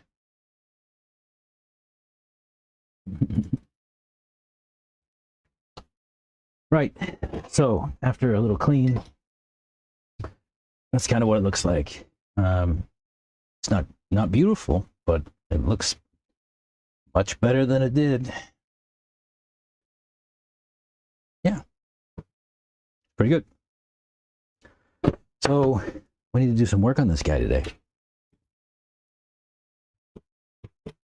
I think the last time he was on my bench, I did shocks. I tell you what, these shocks actually feel pretty good. I don't even want to touch them. They feel so nice. I might just leave these shocks alone. I will do diffs though, and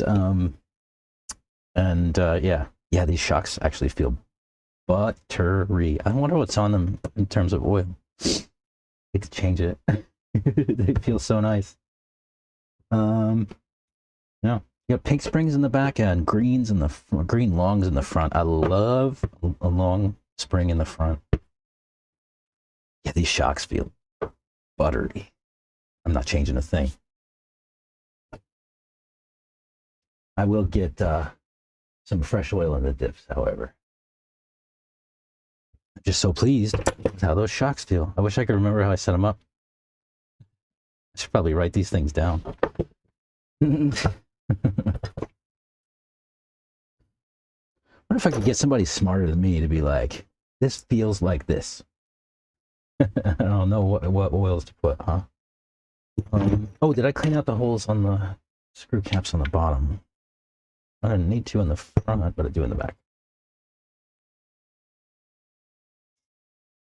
It should be easier with the WD-40, but I guess not.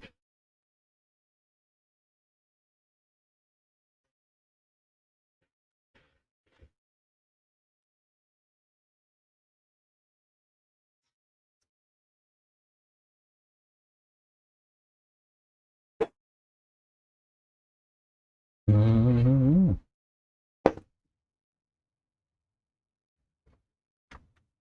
All right.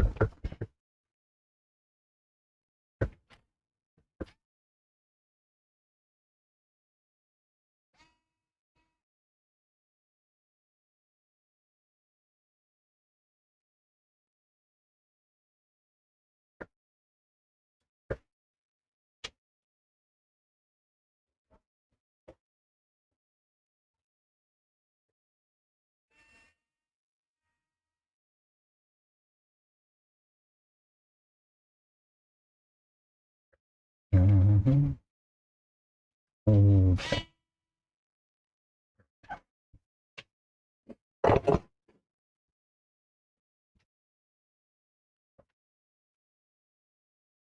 Ooh, that screw is barely hanging on.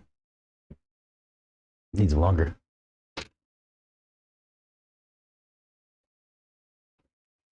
That one too. Ooh.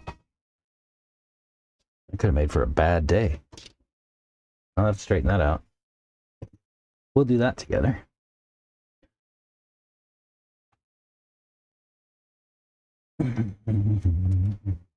So I'll take the shocks off of the tower. Make life a little bit easier for myself. I can find my wrench.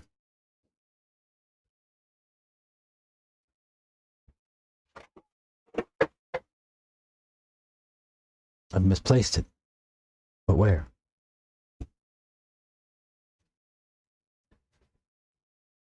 That would go counter to misplacing it, right? You would know where it was. You haven't misplaced it. Right here. Ah.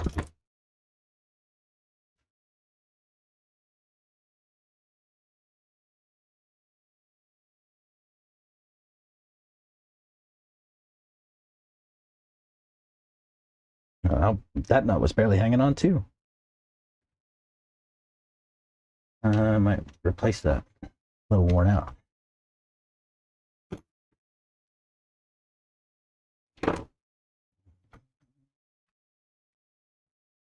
That'll be actually. Let me put front in the gradient sort of one. I did that with the last time we did this, and do that same again. Keep consistent, so keep my brain straight. You know how it is. You know how it is.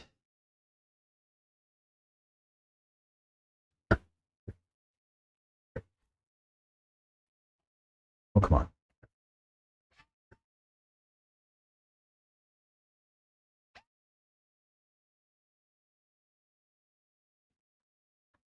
Gotta keep my brain straight. There you go.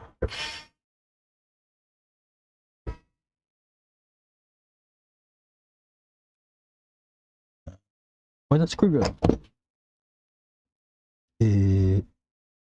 Hello? Oh, there it is.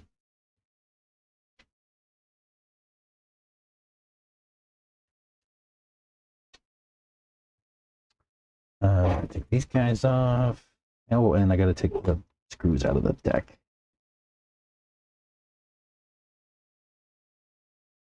I didn't want to do a good job of wiping those down. They're still dirty. Oh well. Yes, and shots. Oh.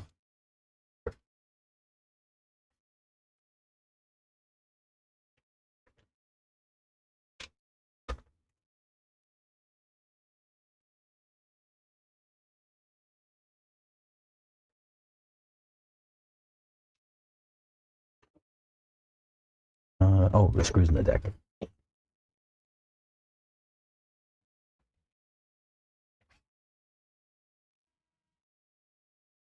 Might put a longer screw there too.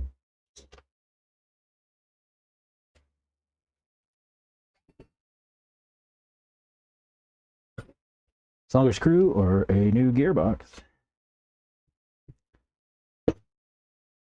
And I don't want to put a new gearbox. Because as we've established, I'm lazy. And that wouldn't do.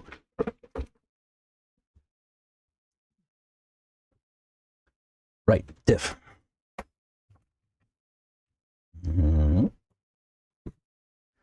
Grease on those. Clean those up in a second. I hate taking the center diff out of a nitro truck. Or car, for that matter. Hate it. Hate it. Did I mention I hate it?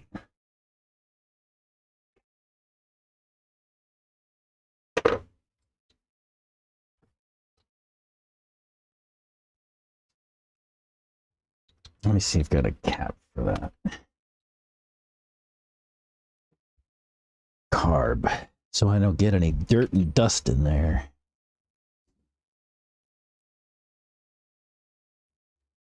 You guys, when you're working on your car and your nitro, right? Anytime you open up the intake or the exhaust, put a cap on it just to make sure nothing gets in there.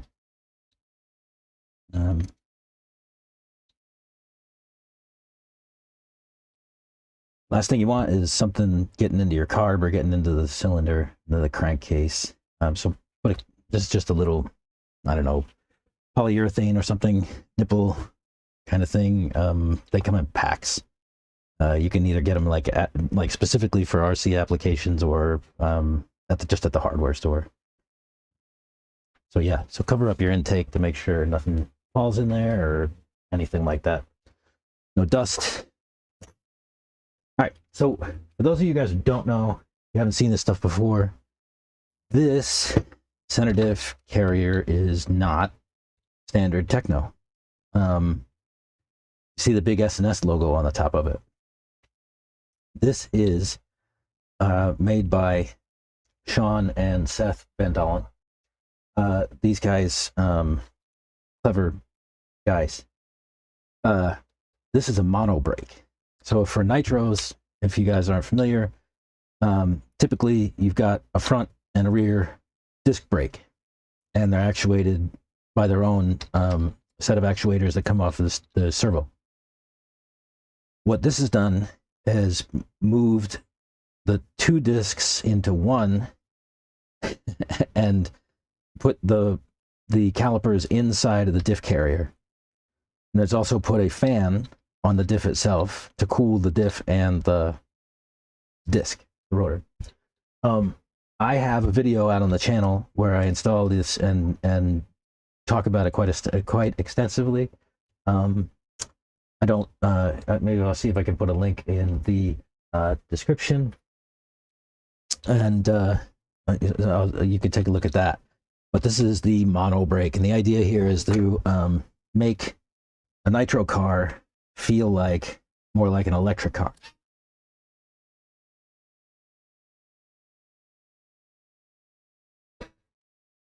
So in an electric car,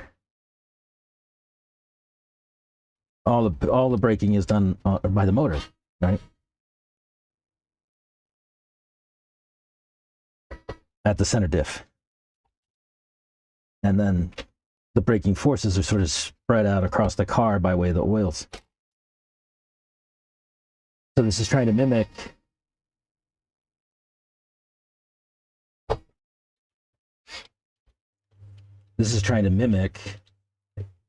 an electric car in nitro. Have I run the MP11 yet? No, I have not, unfortunately. I built that car, mostly for my kid. He was after one. And just between he and I, we haven't had a chance to make it work. Either he's been busy or I've been busy, and I mean, we've been racing and all kind of stuff. We just haven't had a chance to get the MP11 set up. All I really need to do is take the powertrain out of his other nitro car and put it into the Kyosho, and I think I should probably put some fresh electronics in it because the ones that are there are a little aged. Why is that caught up on something? Do I need to take off that servo too? Oh, I guess I do.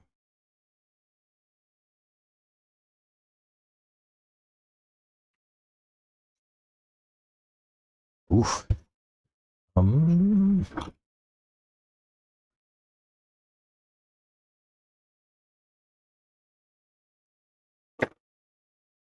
Yeah, trying to loosen that. That was hurting. Oof. There we go. Trying not to hurt myself today.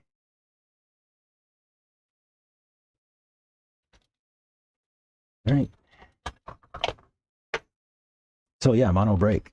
So the single brake instead of no. There we go. So single disc instead of that's a little bit loose. Should tighten that up. A single disc here instead of the two discs front and rear. You can see where the rotors used to be on these diff cups, where they beat up on that. But now the brakes moved in to the center diff, and like I said, all the braking force is handled by the oils, and it's fantastic. I used to get some of the stoppies in nitro, right? Like where my front brakes would lock up and I'd, go nose down, tail up. This almost entirely eliminates stoppies. Almost. Almost. Let's see if I can put a little bit of glue in these, maybe. I don't know. Seem pretty tight. It just rattled loose. You got, these nitro motors run at like 50,000 RPMs or something like that, and there's a ton of vibration in these cars. So things come loose, it's just a thing. You know what I'll do? I'll take and put a dab of CA glue if I can find. Yeah, I have some right here. I'll put a dab of CA glue in each of these holes. Truth is, it probably demands a new diff cup, but I don't really care. I don't think it needs a new diff cup, really. I mean, the outdrive is nice and tight, and it's a perfectly good diff cup. It's just that these holes could use a little bit more grip in them, so we'll give it to them.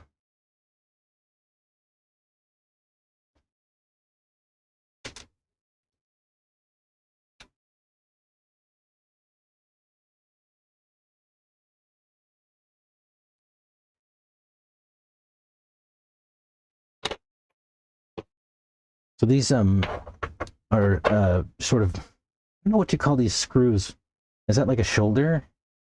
I'm not sure what you call that. It's not a flange. A flange would be out, right? A flange would be out this way. I guess you'd call that a shoulder. They're interesting screws, but yeah, they're set up specifically for this application, right? These guys, Seth and Sean, did something special here. So yeah, so I just put a little bit dab of CA glue on each of these holes, kind of tighten it up as the screws go back in.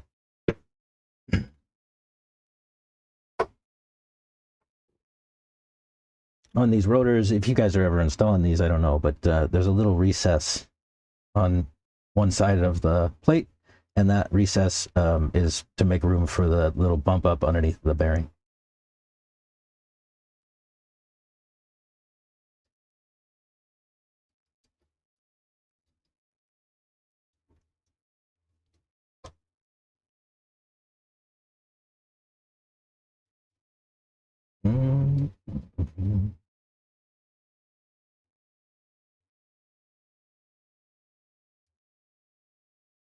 I actually bought this setup off of Seth Van Dalen himself.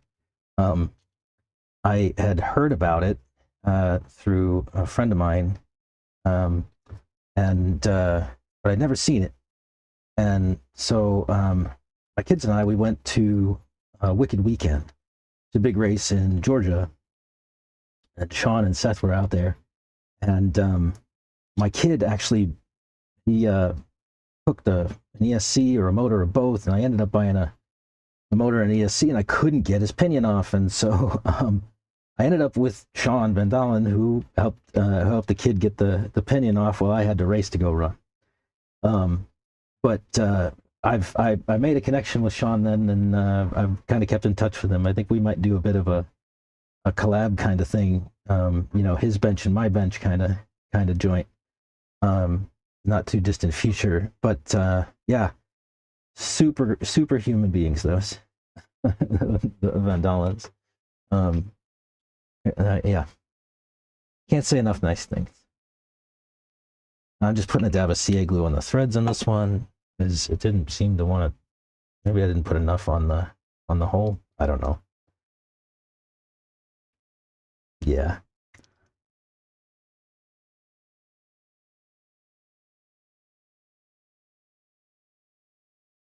That hole is stripped out, like, entirely. Maybe that CA glue is making it work. No. Fudge. I think that means it's time for a new cup. I want to do that, though. Can I get, like, some dirt and CA glue down in there? Like, there's got to be a way, right? I'll bind it up with something. Dirt and CA glue, please.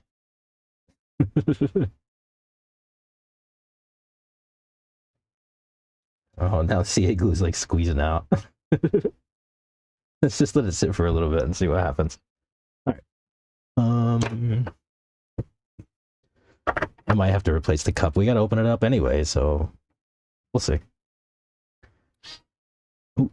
Oh, also, this fan is made by those guys as well. It just goes on to the spur with a couple of screws. And so this fan keeps the diff itself cooler, and it keeps the brake rotor cooler. I haven't done any measurements myself, but Sean said that in their tests, they would have diffs come off at 160 degrees in a nitro truck. The center diff would be 160 degrees. And after installing this fan, it would come off the track after a 45-minute race at 130. So 30-degree swing is pretty significant in a 45-minute race. That keeps your oils heavier too, right? Because they're not getting so hot. So, you know, you have less fade in your diffs over the course of a race because the oil staying cooler.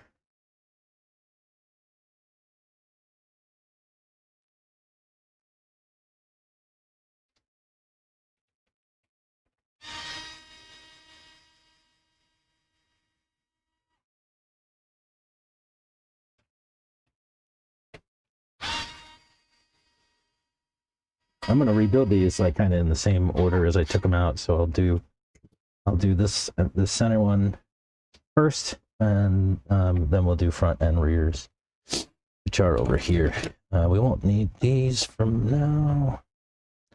We're going to need some oils for diffs. Oh, that oil's not terrible.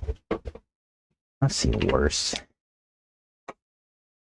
That's only got one race weekend on it. One, I think, 30-minute main, and, you know, a bunch of 5-minute quals. So, yeah, maybe 45 minutes on that oil. Doesn't look bad. Earlier, I was saying that I didn't have any paper towels, and so I was just going to use this towel. And I was also saying that I didn't know if towel lint would be a good or bad thing in a diff. What do you think?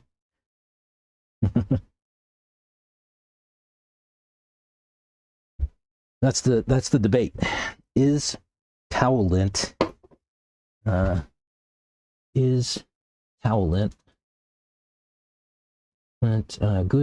or bad in your differential? And yeah. We'll just pin that as the topic of discussion for a while. Is towel lint good or a bad thing?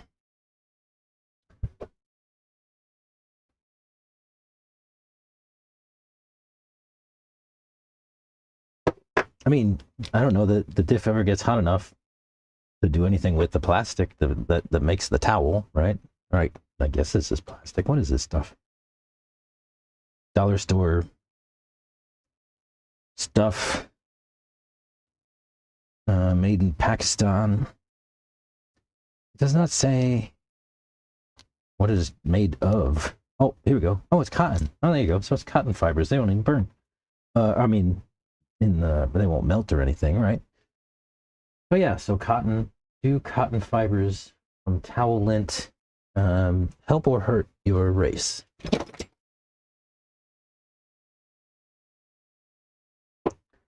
I did diffs earlier in my buggy. If you were around for that or saw that, you'll know that I only run 3 gears in my center diff.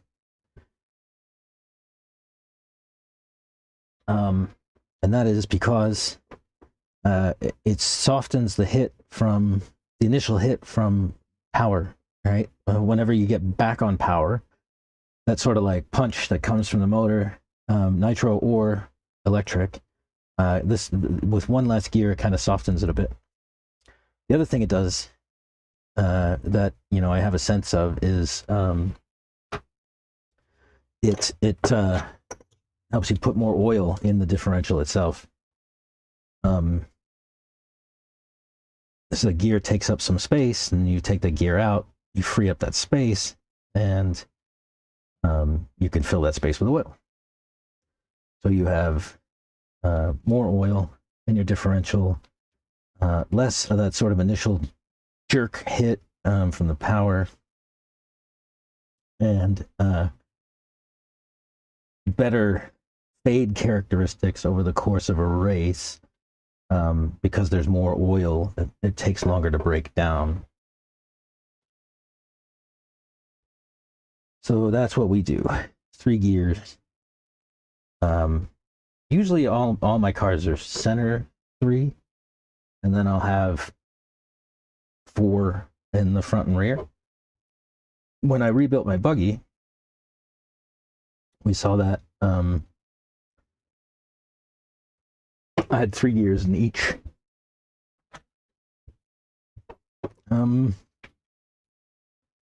Let's go. What did we do on the car? We did 12, 12, 8. 12, 5, 12, 5, 8. Let's go with that again.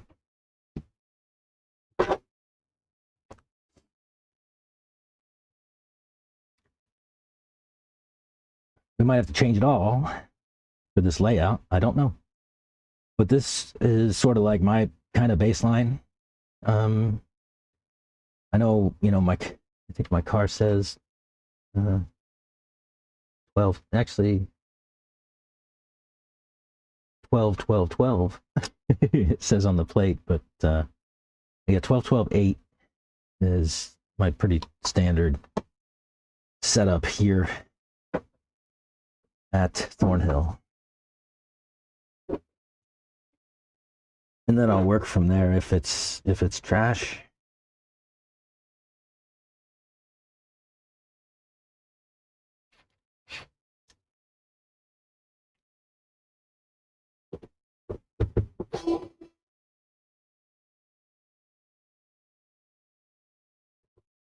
$12 seems to be like my sweet spot in the front, and I used to always run 15 in the center, but lately I've been looking for more front drive, and so I go a little bit thinner in the center to get a little bit more front pull.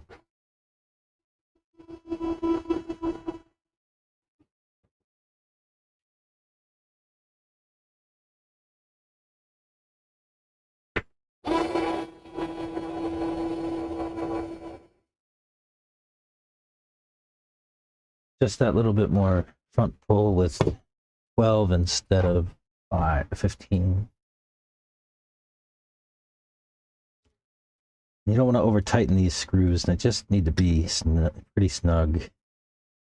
If you over tighten them, they will strip out the diff case, and then you need a new diff case.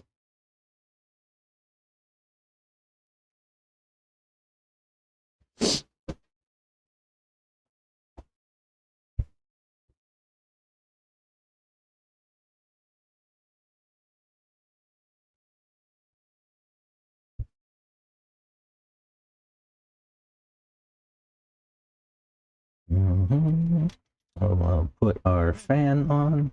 Just need to line up the holes there. Oops.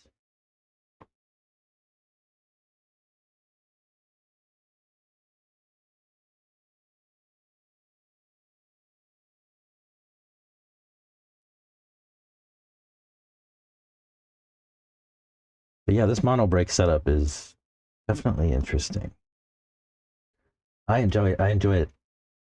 My son, I put one in his buggy actually on stream or on a video, and he didn't like it as much as I do. I think for him, most of the time for him, he needs to have a sense of confidence in the car, and I get the sense that he doesn't have that sense of confidence with that brake yet. That's my only thing. Ooh, caught a grip maybe. Maybe it needs some towel lint. Actually, I wonder. Oh, it's got a bunch of shit stuck to the bottom of it. Dirt. Pick up some towel lint.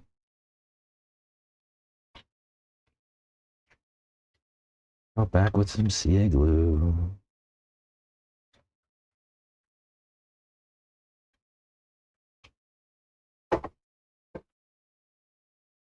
Next, maybe I'll just torch the screw and get it nice and hot, run it in, and just let it melt back.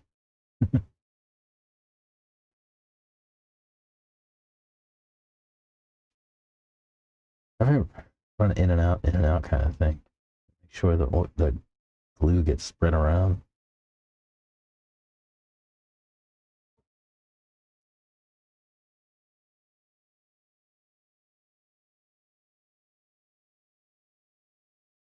Yeah, no. I don't want to put a new diff case. It's like necessary. It's just this one little bit of screw that needs a bit more bite.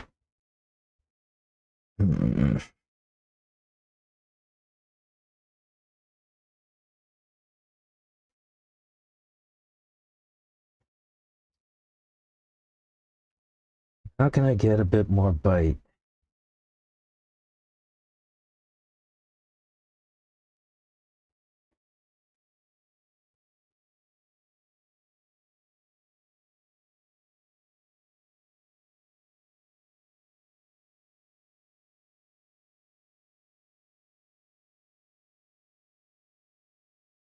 Oh, do you know what? I might have already done it.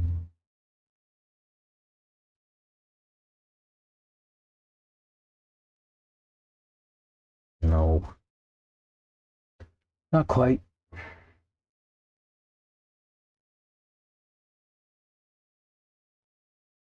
Mm. What to do?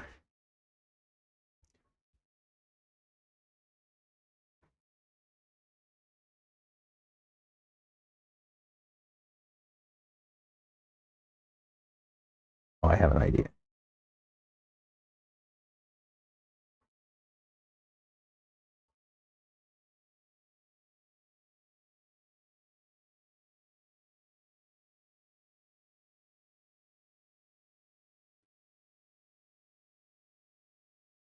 Think might have just got it. We'll see. And if I did, I'll tell you what I did. If I didn't, you'll see what I did.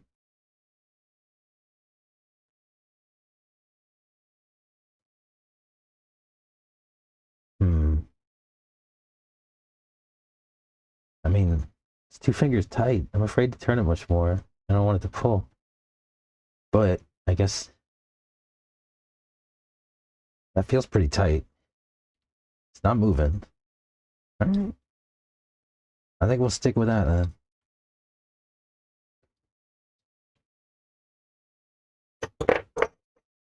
That'll do it. All right. Now, this part's always tricky. I have to get these drive shafts into the diff cups while I'm putting it all together. Yeah. I can move this over here. Can I do it? No, not quite. What's going on? There we go.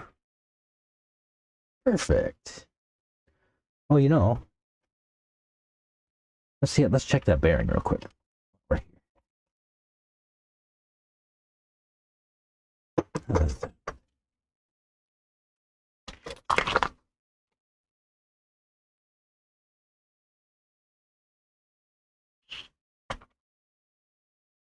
Hmm. I think we'll do bearings too.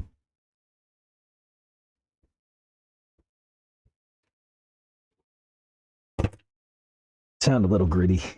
Not too bad, but a little gritty. Yeah.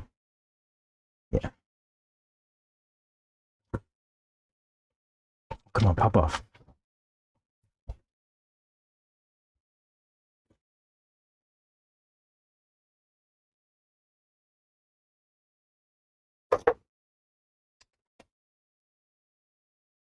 Ooh, there's no screw there. All right, we need to sort that problem out. That could be bad.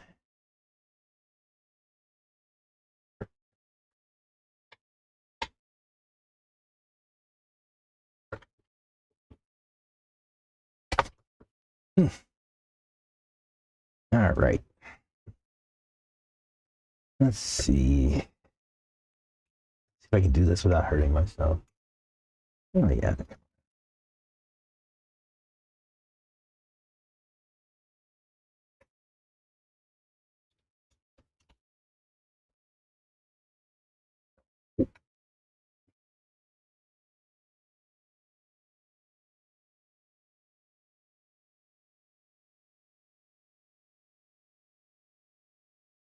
This motor mount is one Army motor mount. Uh, JTP, also Jared Tebow. Um, Collaboration, I think. I think it has a JTP logo on the side. Yes, it definitely has a JTP logo on the side of it. But yeah, One Army makes them a fantastic motor mounts. Oh, I lost the screw.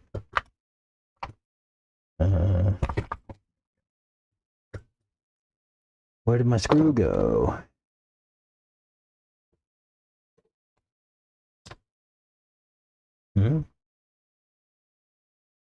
Let's see. There's 1, 2, 3. Where's the other one?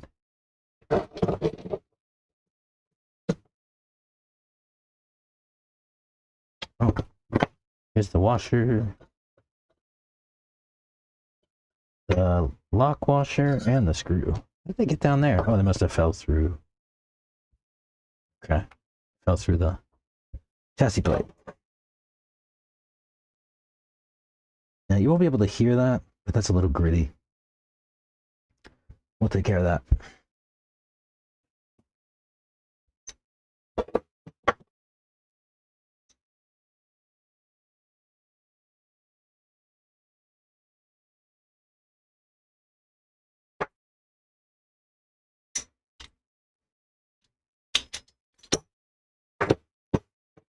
I don't know, he's still... Actually, let me pop these screws out so I don't lose them. They're going to fall out, and I'm going to lose everything. They got washers all set up on them and everything. Don't want to do that.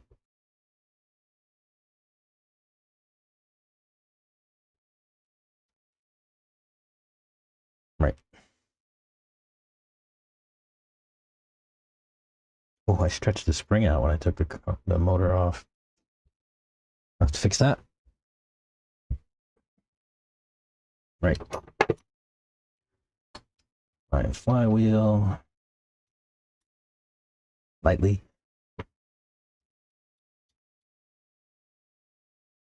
Oh, man. Can't do that. There we go. Oh, there's tons of thread lock in that hole.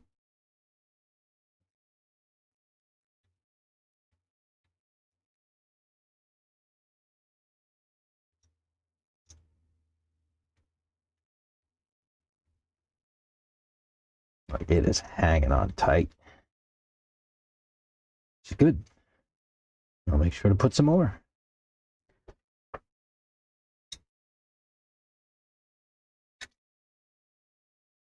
So we'll just pop that bearing off. No shims. All right, I don't remember. I don't think I put any shims on any of these. That's not a shim. That's a seal.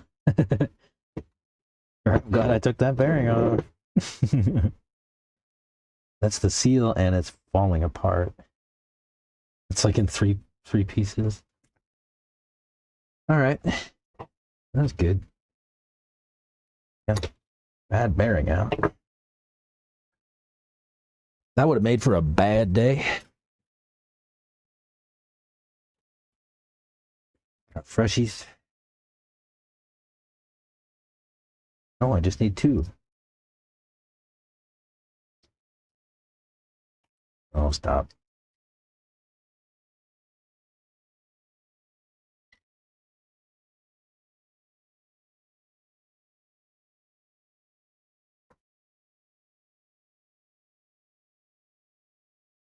Oh, there you go.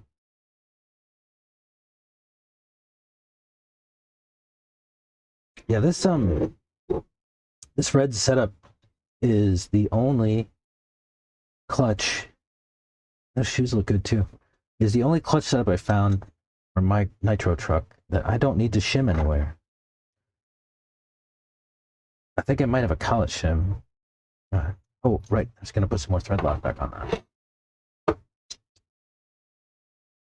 If I can find it. Thread lock. Oh, there's some over there.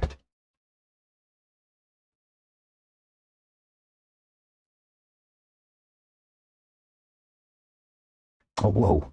I didn't mean to get that much. I didn't mean to get all the thread lock. Jeez. That's a lot.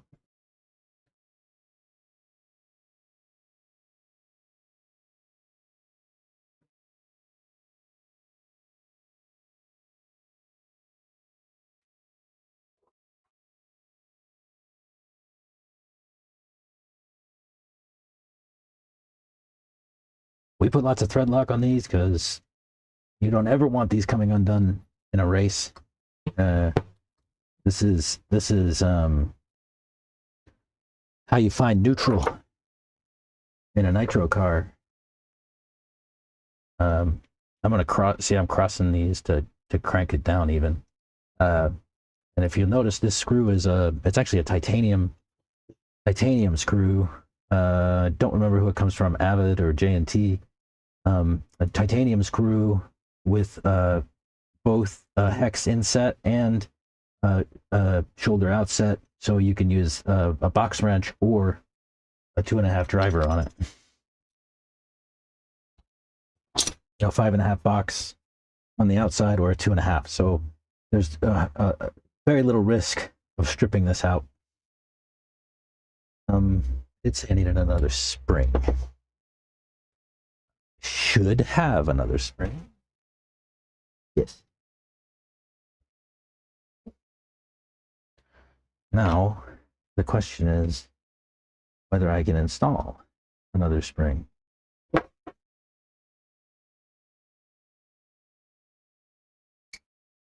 Yes. No problem. Does that gasket look good? Yeah, it does. Motor side looks good. Yeah. I'm gonna have to get another screw for that exhaust.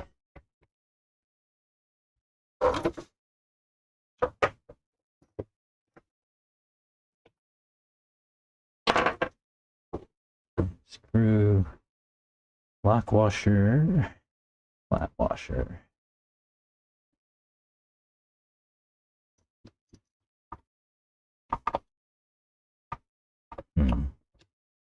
Why is that pulling? Did that get twisted?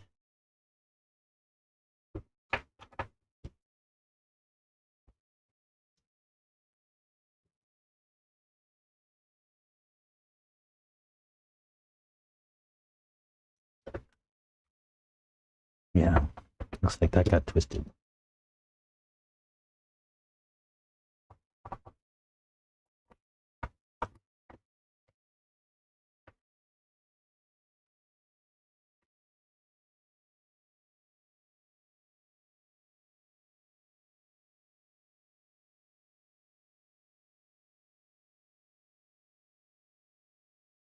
Yeah, these JTP One Army mounts are really nice.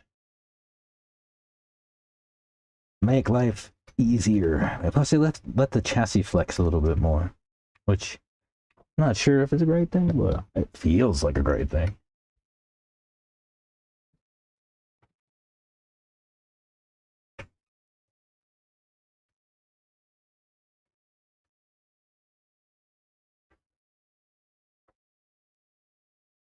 And don't knock down wires, please. Thank you.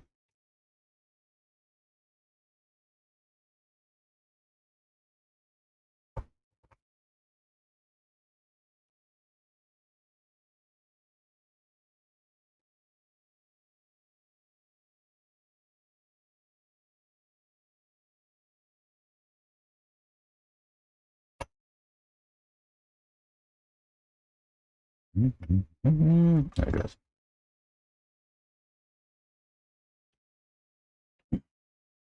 Nice. Right. Now, I'm going to do this again. Keep everything together.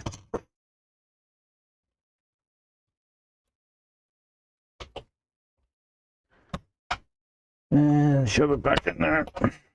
Nice. Now, what did I do with my brake?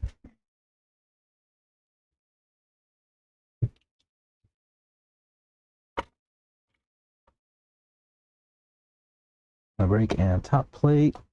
Good.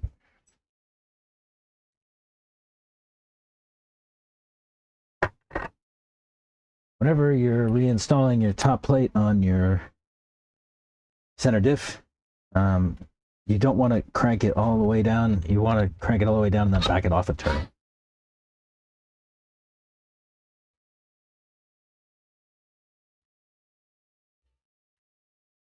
So you'll back it off a quick turn.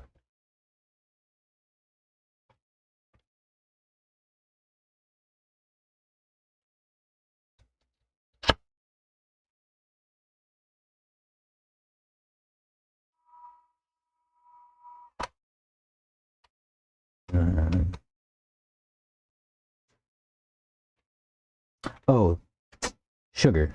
That one doesn't go there.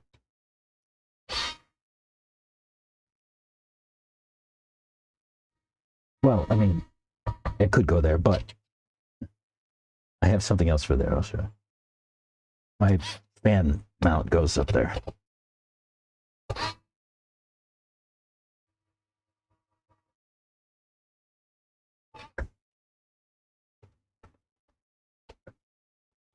Fan mount goes there. I mean, my filter mount. Fan mount. Filter mount. Filter mount goes there.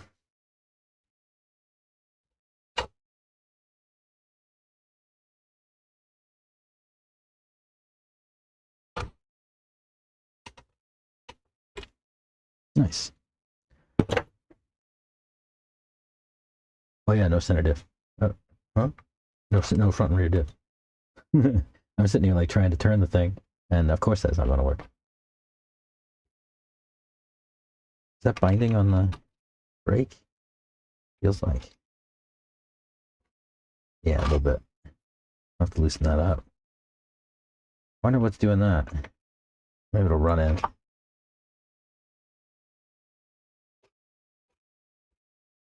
Yeah. That's what happened last time. These brakes are just a little bit finicky. They don't use springs between. So yeah. So that's center diff done. Let's. Oh yeah, that doesn't feel so bad. It just binds a little bit in one spot. Yeah, cool. That'll be fine once it gets some motor spinning. All right. Front and rear. Scott's watching. I could use one of these in different colors. If I have front, center, and rear, maybe. With the label on it, maybe. Might make it a little bit better.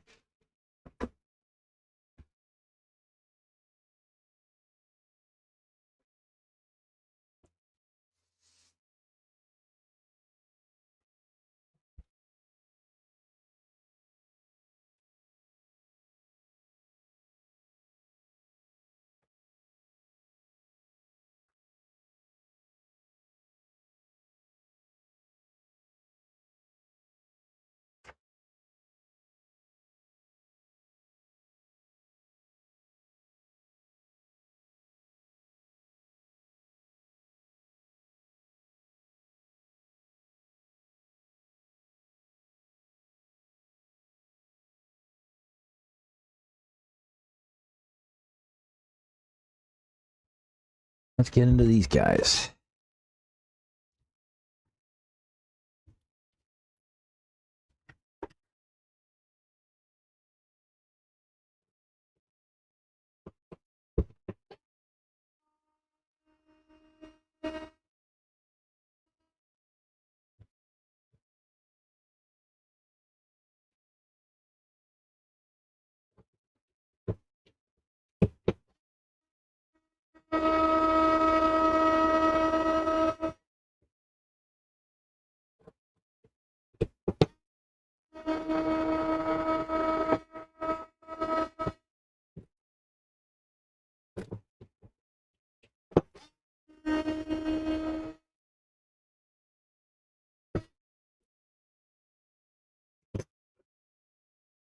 Where'd my towel go? This poor towel.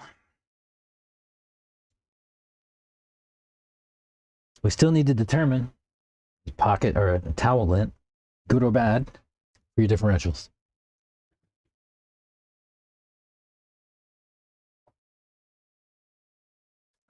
Four gears in the rear.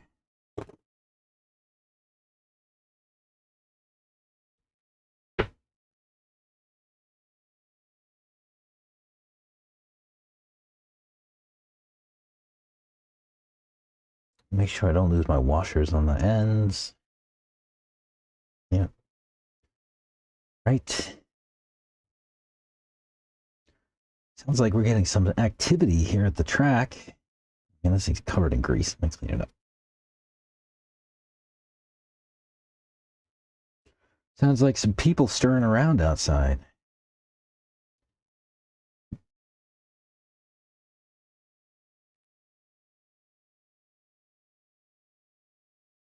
Wonder if that means people start showing up. People probably start running. If you guys aren't aware, Thornhill, the track is only open for practice on Friday afternoon and Saturday morning, and then we do a club race on Saturday afternoon, starting at 2. So if you ever want to come out and practice, come out on Friday or Saturday morning. Get you some track time then. Alternately, if you're somebody who wants to spend more time at the track and get more wheel time, they do offer some options for you, and they are basically like a practice pass, which I don't remember what go and check out Thornhill website, and you can see what the rate is for the practice pass a month. There's also some limited pod and camper real estate available out here, and if you have a practice pass or you are a renter like myself, I rent a camper here. If you're a practice pass owner or a rental holder, you can really run anytime you want, but you'll run without the lights on. They won't, the lights don't get turned on during the day unless there's, somebody serious here, which happens sometimes. Sometimes some of the pros and things like that will come out and, want to shake down or warm up for an event, that kind of thing. At Thornhill, we tend to keep the surface pretty similar to Euro kind of surfaces. It's less off-roady and more polished groove, I guess. So a lot of times, somebody wants to go to Worlds or something like that, well, then they come out here, warm up, and that kind of stuff. So sometimes when some special people come out, they'll turn the lights on. But your name has to be like Ryan Lutz or, Jared Wiggins or Ryan Mayfield or something like that, right? You're one of those top 25 guys, maybe. But the rest of us, nah. We just run with the lights off. And me, when I practice on bald tires. Well, recently I've been buying my, raw speed slicks. Slicks are awesome. But I run bald tires on practice days because, one, the surface is usually pretty polished, and bald tires actually do pretty well when you stay in the groove. And if you get out of the groove and you get into the dust, they're just a mess, right? Like you're not going to have a good time. So it actually makes the track very difficult to drive if you run bald tires. And this I like, especially in practice. I've only run straight up bald tires a couple of times in races. It doesn't happen very often. Usually I'll put a fresh set of whatever compound I'm running bald lately, right? So if I'm running gumball, bald triads or radars, I'll stick with a gumball compound and get a fresh set of triads, right? Or radars or whatever it is, depending on the surface. And go that way. This one aside for now, that one's good.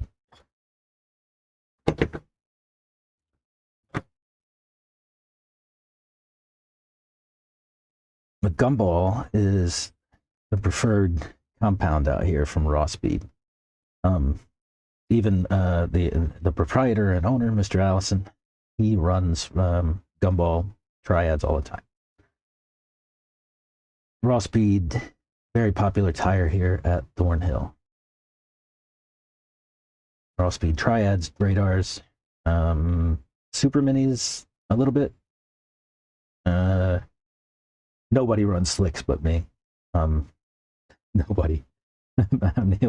I'm the only person who will even deign to put a slick tire on that track. And even the fast guys around here give me a hard time about it in practice. They're like, I don't know how you can drive that car. Yeah, I don't know. I don't know either, but I get around. And I'm not many seconds slower, but I'm slower.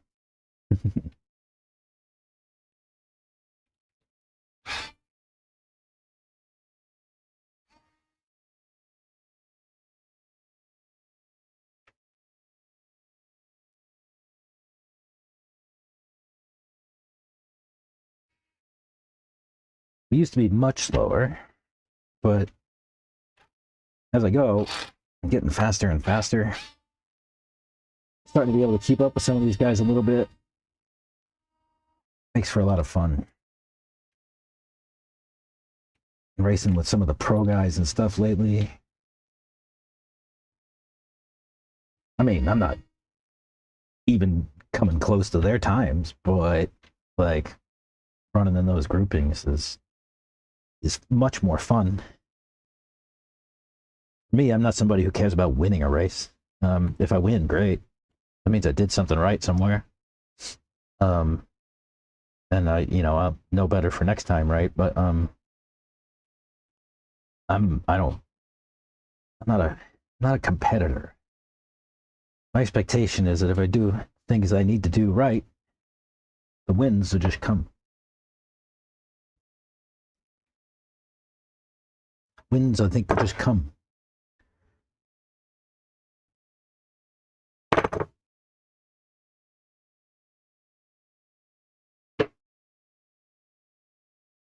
You do a bunch of the right things, and those things compound. This happens in life too, right? I always watch the Washington Capitals, right? I'm a hockey fan. I like to watch a lot of hockey. I used to watch a lot of hockey. I'd watch, all the games every night kind of thing.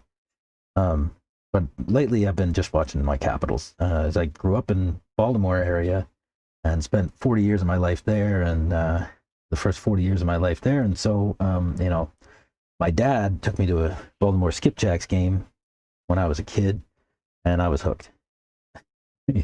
I made my dad take me to Skipjacks games on weekends, as they only really played on the weekends, being an AHL team. And man, they were fun. Those guys got into so many fights. The AHL guys back then. This was in, late 80s, early 90s. I don't know if it's still like that. I watched a lot of AHL.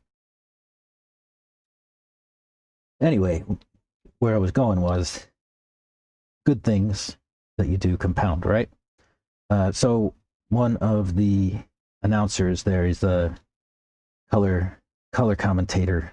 It's a man called Craig Lachlan, Locker, or Locker if somebody's giving a little bit of a French twinge to it. But Locker always says, you have to be lucky to be good. You have to be good to be lucky. What's he mean by that?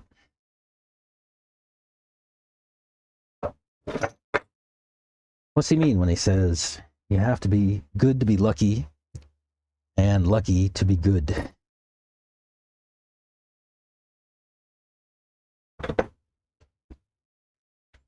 You have to be good to be lucky, lucky to be good.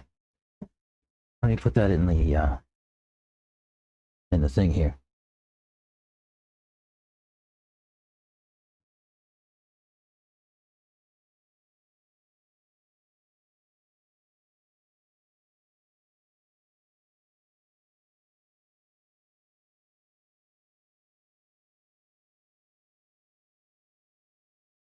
I'm going to pin that. What does that mean? You have to be lucky to be good and good to be lucky.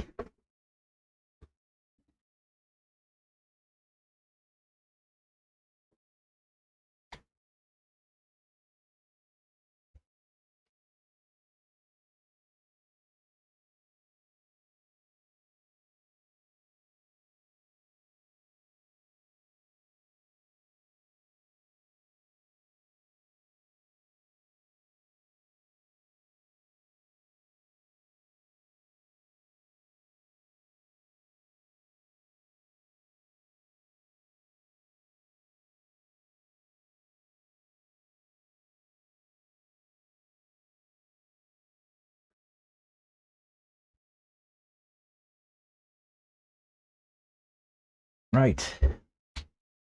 Have to be good to be lucky. And lucky to be good. You've got to be good enough to set yourself up to be lucky. You have to be good enough to set yourself up to be lucky. What he means, right? Good things compound. The more good things you do, the better outcomes you'll have. This is true across most things in life. If you're good to people, people will be good to you, and that'll even create luck. If you're good to people, if you're good to things, they'll be good to you. This is maintenance. What we're doing right here, right? Upkeep and maintenance. You want to take care of the things that take care of you. You have to be good to be lucky, and lucky to be good.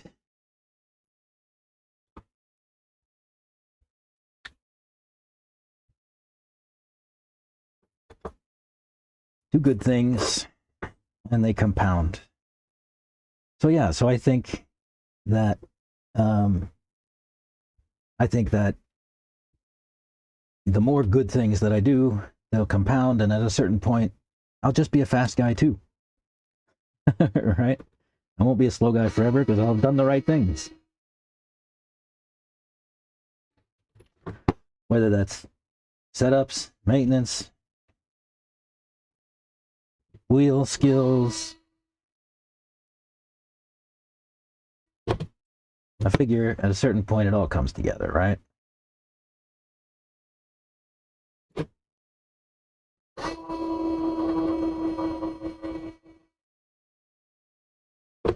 The more good things you do, the more good you get.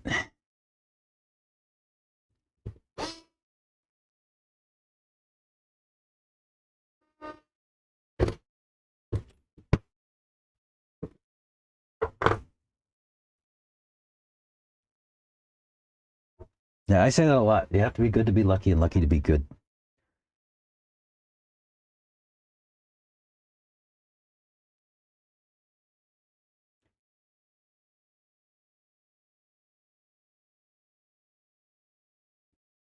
Like I said earlier, I think I'm going to do a bunch of diff service over the course of the next few weeks. They're pretty banged up. These are pretty good, but my other cars, they are bad. So, you know, this one's got all different outdrive cups on it too. Look at that. This one's flats for nitro center, lightened for the other side. Frankenstein. All right, let's get her back together.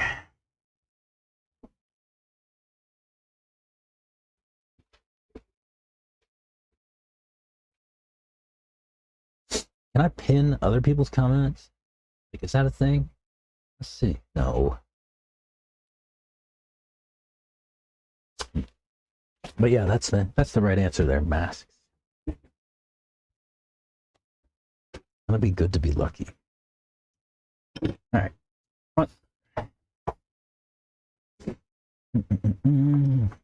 Let's see. Motor goes this way. I just got grease on. So anyway, motor goes this way. That spins that way, and that goes that way. Right? Did I have that right? I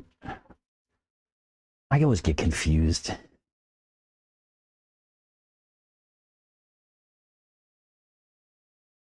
It looks like I'll come up. That went away.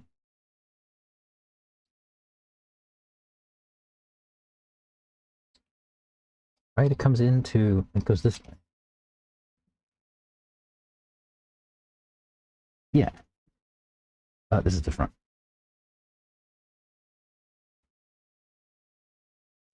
This is the front. Shocks, get out of the way. Car, work with me, buddy. All right. Do we need any shims on this guy? Let's see.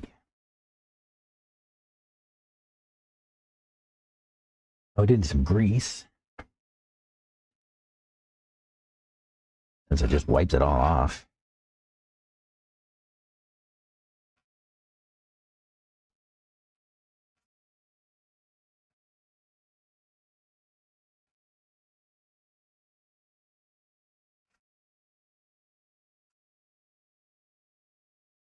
Yeah, it doesn't take much grease, just a little.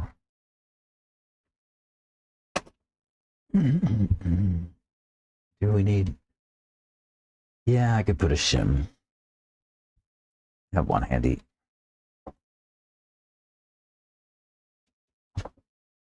No, I don't. It just rolled onto the floor. We have more. If I can open them. Let's start with one.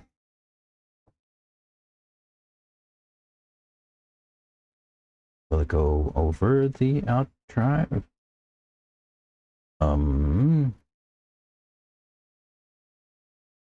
That's problematic. Do I have a diff shim that's even big enough? I don't want to shim it the other direction. No. Oh. It doesn't look like, this doesn't look good. This out drive's too big for these shims. And I really don't want to shim it the other direction. I want to shim it this direction. All right, no shims. I mean, it's not moving much. I think it'll be fine. Whenever I do these diffs in the next couple of weeks, I'll do it right. I'll put the right out drives on. A bunch of fresh out drives. All right. We won't need these for now. Which one was front? This is 2.3 millimeters sway. Oh, this is the bigger end back. Yeah, that's back.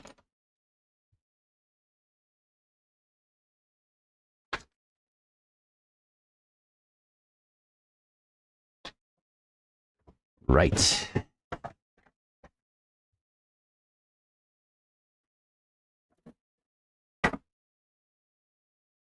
Man, I took these screws out so long ago. I don't remember what's what.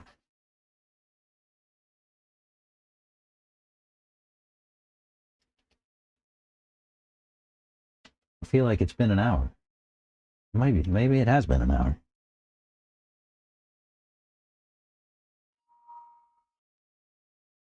I mean, since I took these screws out, I've done all the diffs. Right? We've done some bullshitting. Yeah. I see. Yeah, that's nice. My last 4 M4 by 25 screws running out.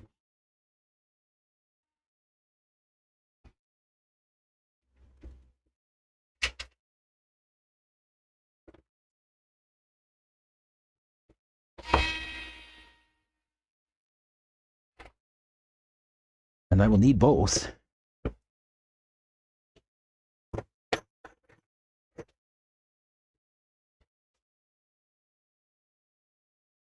We'll use this We use this phrase all the time in our MMA gym. What's that one? They got to be lucky to be good. Yeah.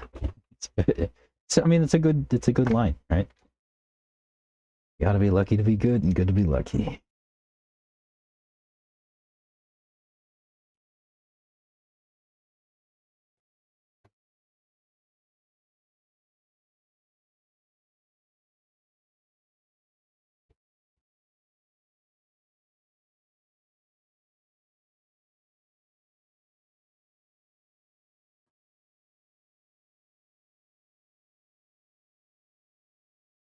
Right. Oh, sway bar links. I was just about to celebrate being done the front. I'm like, oh, wait. Missed a step. I've actually done that before. Left it that way for a race by accident. Run without a sway bar every now and again. Just to try it. Get a feel for it. It's definitely interesting. You'll have a lot more traction than you would expect. All right, let's do the back. We said everything runs this way. Grease. I already got grease on there. Good. Shocks off.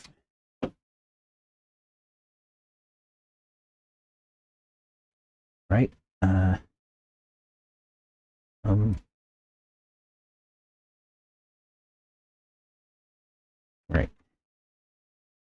Right. Other out drive.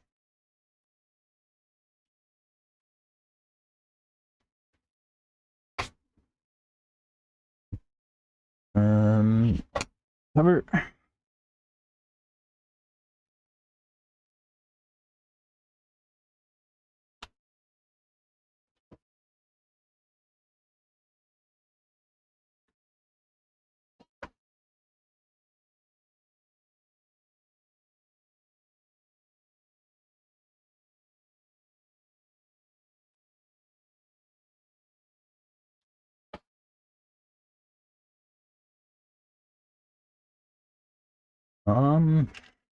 Last two screws.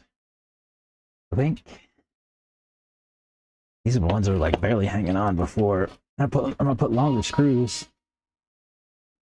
Oh yeah, they're biting in a second now. They're biting in there now.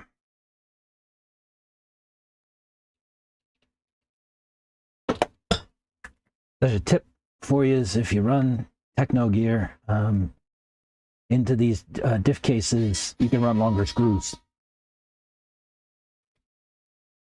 The stock ones are 20mm screws. I just ran 25mm screws in, and they work great. You want confirmation? This is the box they just came out of. M4 by 25. Team Thornhill screws. Need to get another box of them, huh? All right, what's left? Shocks.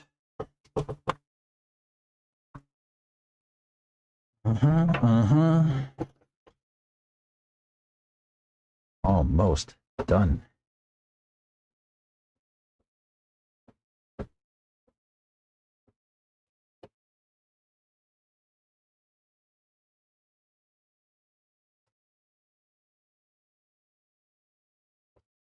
And sway bar.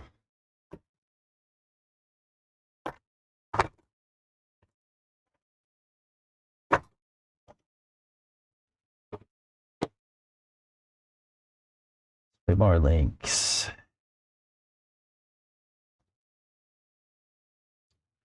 But yeah, good things compound. Good things compound.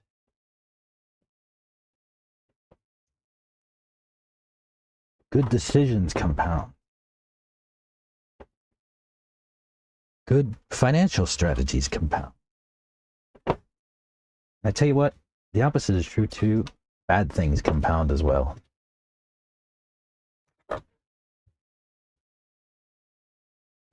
some people lie a lot and things like that, and man, it'll always come back to bite you.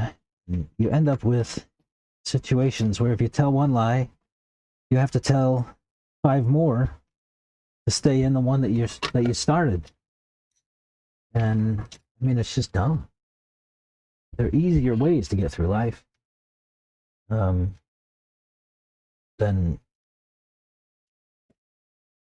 making trouble for yourself.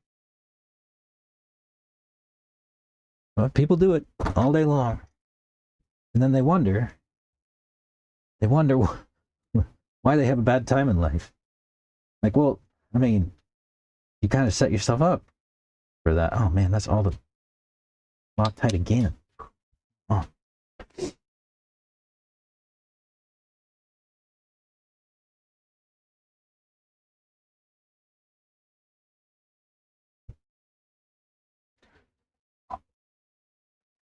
Life doesn't have to be difficult. Oh, that's not an M4 hole? Oh, that hole might be just wallowed out. Do I have an M5 screw? I have an M5 grub.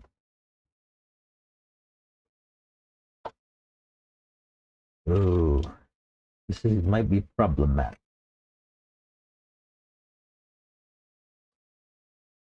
Oh,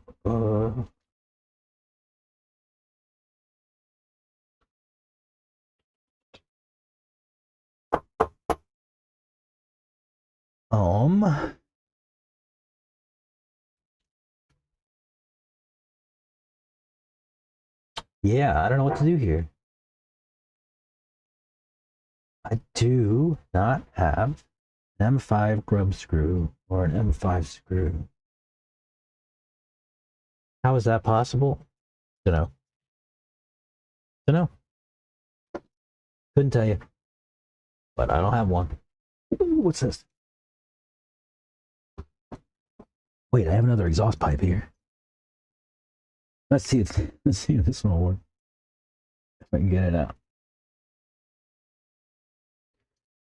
Get my screwdriver.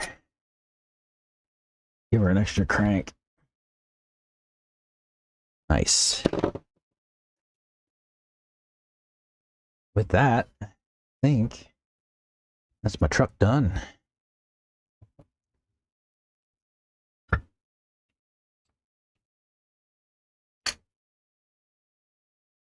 Everything looks good. A little bit of dirt still. Yeah, she should be ready for the weekend then. What is this? It just came out of it. Nitro fuel. I left the, I forgot to connect the hoses up so some fuel spilled out. That's my bad. Guess we need to hook up hoses. Yeah, when I turned it over, some fuel came out of the tank. Key it on there. It does not want to go, and I don't have a good angle with this carbon fiber plate on there. Oh my gosh. I need pliers to put on a nitro tube. Yeah, that works.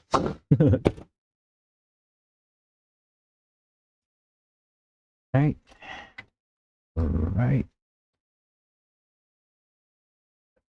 Right.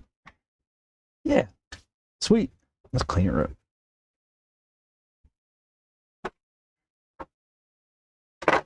Oh, I don't need to gotta put the air filter back at some. And all right, we have to put the throttle linkage back on too. Yeesh. Air filter.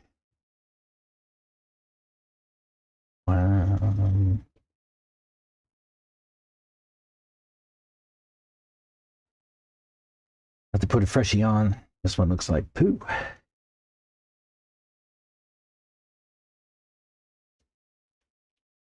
Yeah, this is a Kyosho air filter carrier, and as Kyosho air filter well, it's not a Kyosho branded air filter. I think it's a ProTech. But yeah, bigger air filter, and I'll put it on my tekno. Because there's nothing wrong with a little Frankenstein.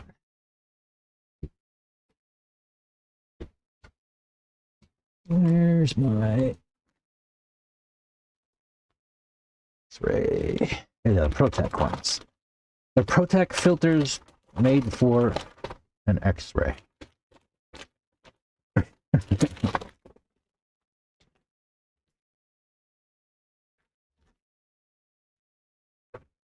So a Kyosho filter mount, ProTech air filter for an X-ray car. Killing it. On a tekno. At least he's got a ProTech motor, I guess.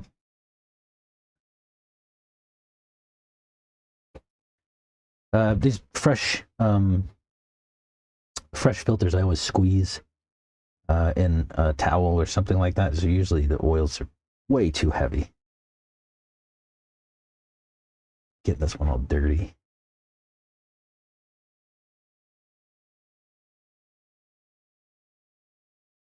There we go.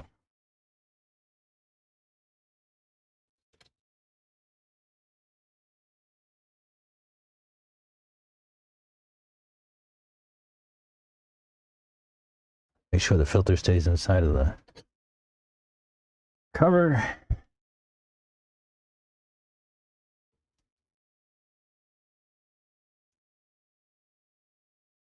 Gonna need a zip tie on this too.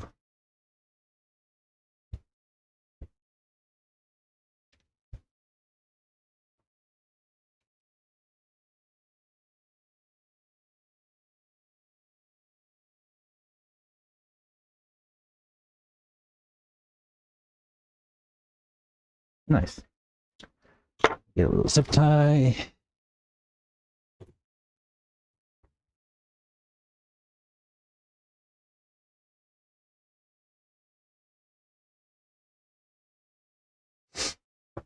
Take off our cover.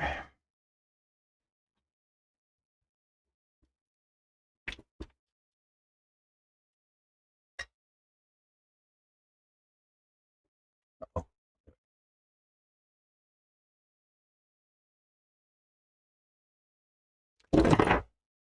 Pull this tight.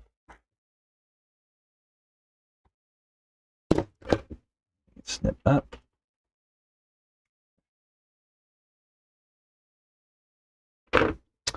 And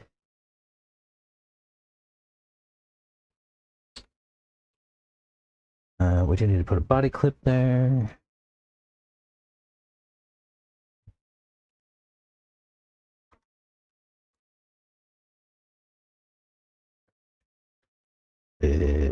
Sure, whatever. I don't care. No, that won't work.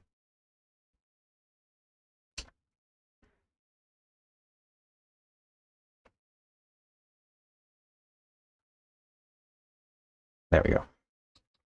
Now, throttle linkage. Oh, I should have put that on before.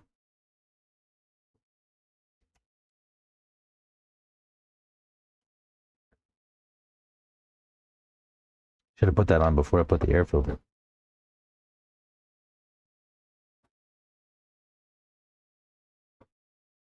Come on.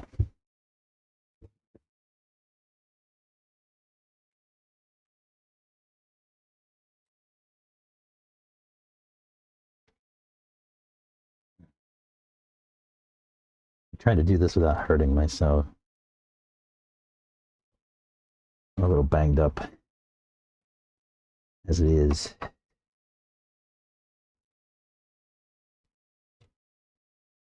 There you go.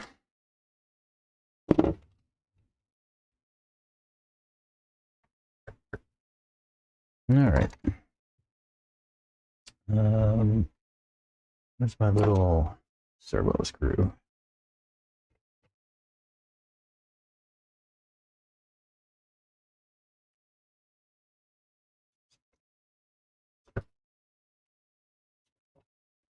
And tighten the clamp.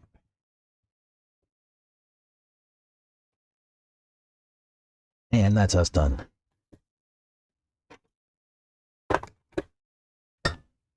And I didn't even hurt myself too much.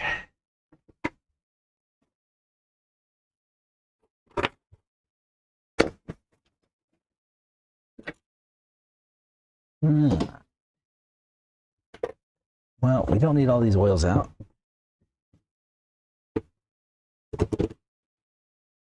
Get a box.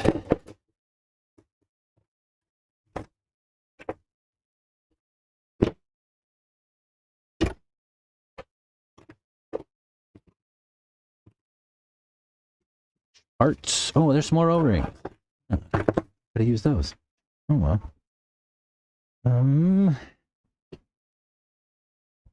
Lid for Loctite.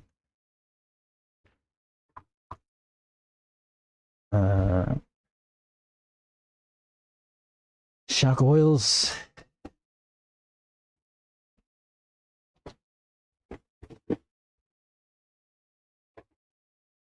This drawer is out of my travel bag, travel hauler.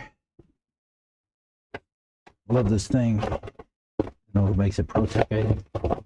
Proline or ProTech, one of them.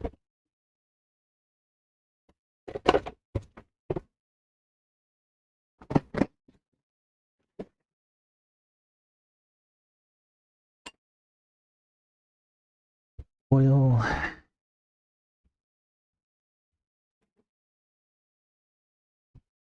My ad hoc cleaning solution.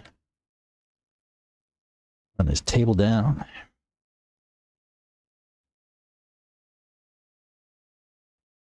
And myself.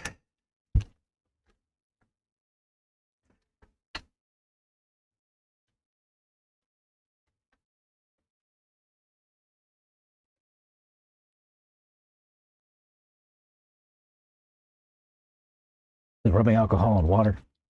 Fantastic stuff.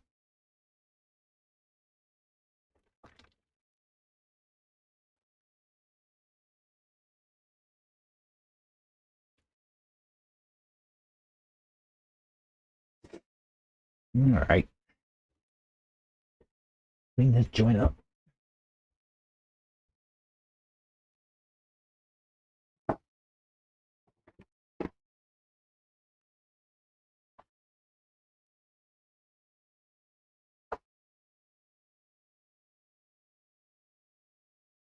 It's better.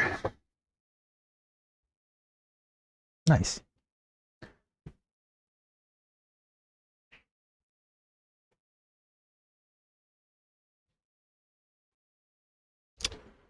Now, we can put this guy back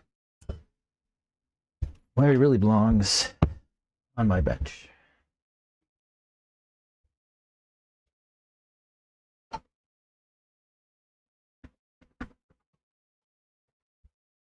I hanged up nitro buddy.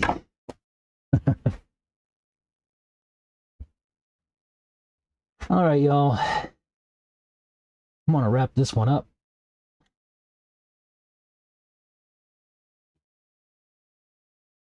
Start thinking about what we're gonna do with the rest of the week. I still have some cars to work on for this week. My son's buggy needs a wrench, and my daughter's truck needs a wrench. So we'll get into that probably this week. I don't know if tomorrow or not. We'll see. But keep an eye out. I'll make a post. Hopefully, try to do it a day before, at least 12 hours before, and yeah. Just keep an eye out. Check out the channel. Make sure to like and subscribe. We'll see you.